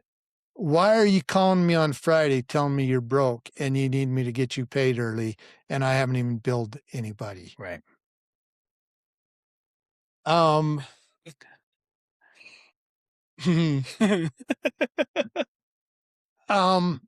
And then why are you calling me after you screwed me the last 2 weeks and didn't show up and took another client? Yeah. And now you're calling me telling me you need work. And you already told me you don't care about me. So yeah, 100% I'm going to charge you travel time. Perfect. Answer. Question answered. Yeah. Yeah. I just always found that one an interesting line item to pay for, travel time. Like, we all got to travel to the job. So, and I know that's kind of duh, but I'm like, what makes it so much more special for you to travel to the job and get paid where I don't? You know what I would do? Because that's sensitive to you. If I was a dump truck driver, I would charge you $5 more an hour and take really good care of you and no travel time, because for some reason, no travel time pisses you off. Yeah. And so I would remove that from you so you didn't feel angry about the travel time. Problem solver. Thanks. I'll mention that. Be a man. Go buy a bunch of dump trucks. Yeah, I need to. I don't have any. Quit being a sissy. Don't have any. Yeah, if you're not man enough to buy a dump truck, then you're gonna get paid. You're gonna pay travel time. It's like complaining about who's in office when you didn't vote. Yeah, yeah. That makes sense. Yeah, I never actually had an issue with paying travel time with truck. I always had other issues. Yeah. That just frickin' drove me nuts. What about, do you have a problem with your Well, you guys transport all your own equipment, so this thing. No, we don't. Oh, okay. We don't. Okay. What's your question on that one? Does your transporter sweep the road when he's done? Let me tell you about my transporter. My transporter is bad, bad, bad to the bone. Yeah. He is awesome. So we have our own transport Mhm. and we transport around. Our big machines that are going long distances, Yep. we have a guy. Heavy haul, yeah. So we have a job that we're doing in Midway. Mhm. And I had my guy that came in over and over, and he was awesome. Then somebody else came in, and they told me that they couldn't pick up the track hoe, that I was there. You were there, Tug, when they dropped it off. Yeah. I'm down here. The guy calls me. He can't pick up the machine. I'm like, what are you talking about? The guy dropped it off. It's in the same spot. Yeah. I can't get in there. So I drive up there. It's one of those truck drivers that he's got the hook over his thing and out there. Uh-huh. And I looked at him and he's like, you got to bring some lumber. And I'm like, yeah, I know. So I called the people that we do transport with. I said, have this guy go home. Don't bill me. Never send me him again. And I said, if I ever get anybody but the other guy, I'm sending him back. So then the other guy now transports for us full time and has hired some other people. And we still don't let his other guys do stuff for us Nice. because he takes care of that stuff. Yeah. I would never get a call about the road being dirty. Yeah. And this guy does have a broom. We actually, the 340. He does have a broom. He does have a broom. And that 340 got moved Uh-huh. today, and a different person came to pick it up, and they called my guy and said, how do I get this? And it was my son H. He said, it's not my problem. He said, the other guy that dropped it off, call him. Yeah. Like, figure it why out. are you calling me? That's, yeah. No, our transport guy is the bomb. Nice. Yeah. I've just seen that. We have two main transporters that transport us, and they're both solid. Yeah. But I've seen it with like, we'll get the one-off guy here or there, and I'm like, okay. No, the one-off guys always cause me grief. Yeah. And the problem that they're dealing with is I drove truck in college, Mhm. and I transported. Yeah. And I pulled truck and pup and doubles. And when somebody tells me they can't do something, Yeah. I'm like, Yeah. okay, do I need to come do it for you? Yeah. Why are you calling me? Yeah. That Yeah. makes sense. No, our guy's awesome. Yeah. And I here's my thoughts on transport too, and it might change because maybe we'll buy more stuff. But the reason I love having a guy is he does it every day. He's awesome. I'm not paying $500,000, $600,000 for a tractor and a trailer, Right. and he's paying all the permits and stuff. We've still got to pay permits on our stuff, but Right. it just makes life better for us. Good. Yeah. Yeah. So last question then. What are you going to still purchase this year or want to purchase this year, or what you got coming up? I saw your recent thing about the auction. So what me and Tug want to purchase is a really nice helicopter. okay. With the excavator on it? Yeah. Perfect. Yeah. We want to purchase a new airplane. Nice. Um, Do you currently own one? no, Oh. we don't even have money to own one. Oh, well. Like this is all just pie Yeah, in the sky. yeah, Like okay. my wife still, her Suburban's got 300,000 miles on it and oil's dripping on the ground. So She's a champ. I probably should be buying that. What do I need to buy this year? So, oh, it's so dumb. We need another 308. They're hard to come by. They are. Yeah. I actually had one up for sale, and then all of a sudden I landed some jobs. Yeah. So we kept it. Yeah. Yeah. We need another 308. We need another skid steer. Just tried to get one today. Yeah. Yeah. What size? 265. Yeah. I've had a 285 on order for a while. It's Yeah. supposed to be here later this year. Yeah.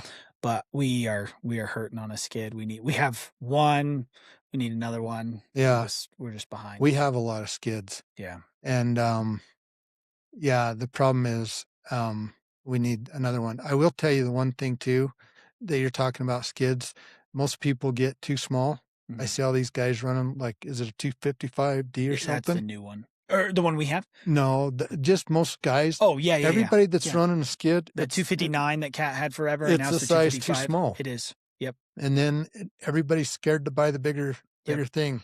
We went 299. My brother did the 259 on the landscape side. Yeah. I went 299 right out of the gate. Yeah. Yeah. And it makes all the difference, huh? Mhm. She eats fuel, but yeah. Yeah. Yeah. I don't know. I don't, you know what we need? We need 2 more utility trucks too, Mhm. but I don't know. We've spent a lot of money. Yeah. We've spent well, my guys are the good thing about the guys that I have working for me is they're not wanting me to buy more stuff because 'cause they're like, "Hey, we're pretty heavy." Yeah. You know, have you been boating? I know Yeah, I've you been hunt and fish, so you yeah, probably yeah. don't know what it's like to boat, Yeah, but I've been a few you times. know when you get too much weight and the boat doesn't plane very good? Yeah, no, she's heavy. Yeah, so in business, when you get too much weight, it doesn't plane and Plain it out, goes yeah. real slow, Yeah. and sometimes I like to put way too much weight in it, Just and adjust that trim a little and you're good. yeah, or get a bigger motor or a bigger Bigger boat. boat. Yeah. That's good Yeah, math. so we are heavy Yeah. this year, but what's interesting is we're not heavy when we have a bulk of work and we're just chewing through it, and that's where we've been. Mhm. But you talking about the evaluation, I'm looking 8 months, 12 months down the road, Yeah. and if housing doesn't pick up, and the commercial excavating we've been doing okay, but a lot of the people that we would bid on their stuff, they just it's interesting where things are at. Yeah, and it seems like all those people are getting way maybe 3, 4 more times the bid. Yeah.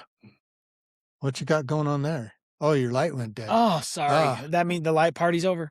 well, it must be. It's close. Now you're talking in the dark. Yeah, I don't know. The evaluating over and over, Mhm. we will continue to do that over and over. Yeah. And I probably do it to a fault, but here's another thing that's interesting. So one of the things I think you should call and ask your guys, maybe weekly, monthly, send out a text and say, "Hey, what pieces of equipment are you missing and what do we need?" And even to the very bottom guy. So say, "Hey, what are you needing that we don't have?" Maybe it's a laser, maybe it's something simple. The other question you ask them is, "Okay, what do we have that we're not using that we need to get rid of?" Because you talk about being at Kennecott and you Mhm. kind of seeing things that other people won't see. Those are questions you need to ask your guy. So I'll send out a text and say, "Hey, what do we need? What don't we need?" Right. And then let them decide. One of the most interesting conversations that I had at Con Expo was when I was talking to Dietz and I asked him what he does to help his guys win. I say, "Well, what do you do? Do you schedule buying equipment? Something to that effect?" And he says, "No, just whatever it takes for them to win." Hmm. So if they need a different piece of equipment to help them win, I just make sure that I constantly am putting tools in their hands to help them win. And that's what I do. And that changes every day too. That's where the evaluation Yeah. comes in. And job to job, day to Yeah. day. And I call my main guy every day, not maybe every day, but I always say, "Okay, what do you need me to get you to win?" And I trust him because he doesn't like debt. Right. But if he tells me, "Okay, I need this to win," like he wanted a total station. I'm like, "What do we need a total station for? That's dumb." But we bought a total station and now he goes in even on our residential jobs and he designs um he designs everything. We just did a great big shooting range Oh, nice. and it was like 1,000 yards with our dozer Mhm. and he went in and designed it all. And so I would have never bought that Yeah. and I would have never even thought to buy it. So I don't know. Honestly, whatever they say we need, that's what we're going to get. Nice. So, It's good philosophy. yeah, whatever they need to win, that's what we're going to get. Good. Good, good. And again, that goes with common sense that they're not going to tell me they need a helicopter with a like my guys aren't, they're smart. Oh, you're dumb. Like whatever they need to win, that's what we're going to do. Nice. Yeah. Yeah.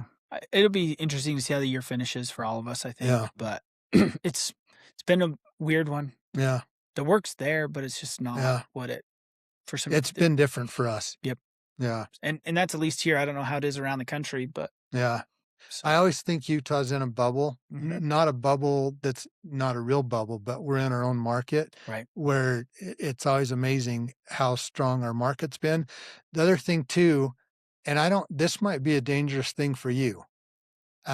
Because if you started in 2021 Hmm. to 2026, truthfully, you haven't got your teeth kicked in. Right. You got your teeth kicked in by dealing with that awesome Client. client Yeah. that they were absolutely Yeah. amazing. We're still learning. Yeah.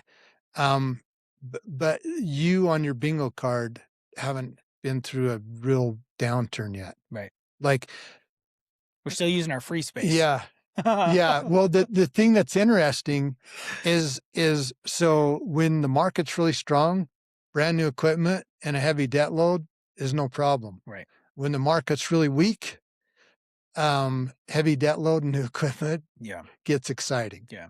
And that's where we're at. We're building back because we had that Yeah, savings and that plan yeah, before. Because ideally, I think everybody would love to be yeah, able to afford a year's worth yeah, of stuff a year yeah, out. And we were there, but obviously we're not there right now yeah. because of what happened. But the way your brain works already, you're gonna win. Yeah. Because not many people would have discipline to do that. So the fact that is if that is a true story, which we have no reason to believe it's not, Right. but if that is your mentality, you're going to be fine.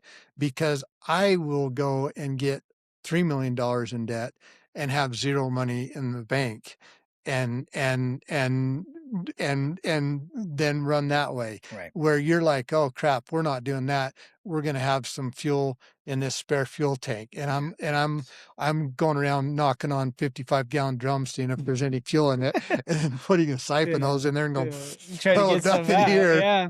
Then my Yeah. wife's in the car, like, are we gonna eat tomorrow? I'm like, maybe next I'll week. find something. Yeah, you'll probably be 100% fine. Well, and there's some give and take to that because we're still digging out of the hole and Yeah. stuff. But when we can, we try and stash some for the rainy day fund. And Well, here's what I always say, and I talk about too. If you are getting a check in for $1,000 and you can't take $150 and put it in the bank yeah, because it's not there, you are not charging enough money. right.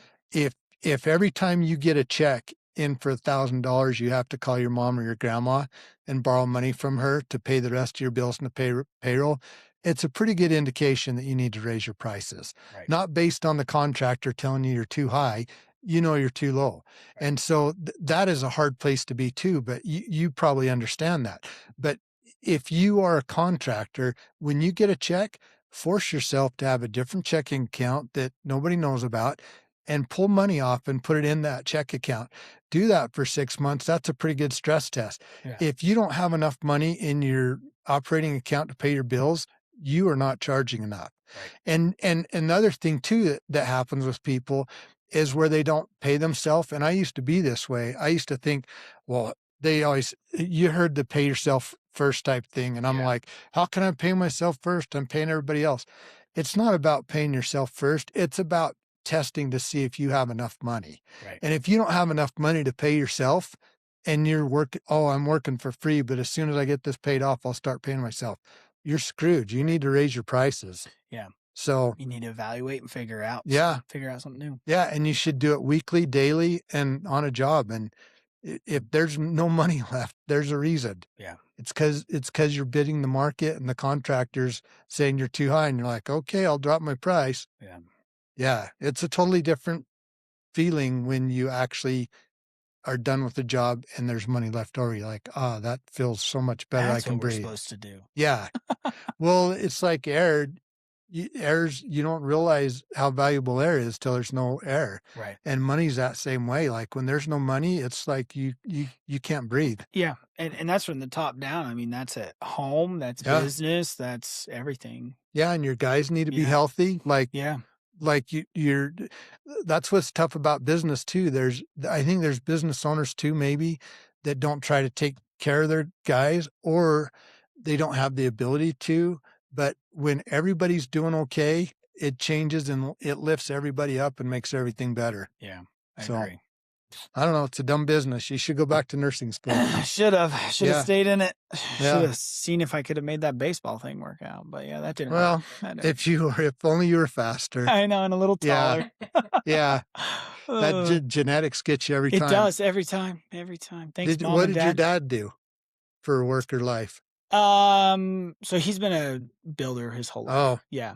Yeah, so he had his own thing for a long time, Ah, and then he, went to work for one of the big builders here in Utah, and then he's jumped around a handful of times. so the fact that you've got that background, you've got a lot of knowledge other Yeah, people don't have. yeah, so he was a framer, Ah, but we're the first ones to kinda dive into the, dirt oh world. yeah, there's so much money in it. Tractors, blah, blah, I blah. tell my wife all the time that we're millionaires, it's just with a negative in front of it. That's right. And when we bounce, we're gonna bounce way high. Yeah, yeah. Yeah. So, Well, thank you for y coming on. yes, thank you, I Any appreciate other it. questions you have, let us know, but I will, I yeah. appreciate you sitting down with us. Yeah, no, thank you. Now, this is the awkward part because Okay. when we used to do podcasts, it was always on the computer and I would just shut the screen and it was over. Perfect. But now it's like the awkward goodbye. So Oh, Tug probably it's just like has to shut it off. that 7th grade hug goodbye. Yeah. Yeah. No. Well, you can play the outgoing music. That works, huh? I don't know which one it is. Uh, the right one. Maybe. Did My you right get or right? your right? His right. What you say? There you go. What you mean? Jared Manus on the drums.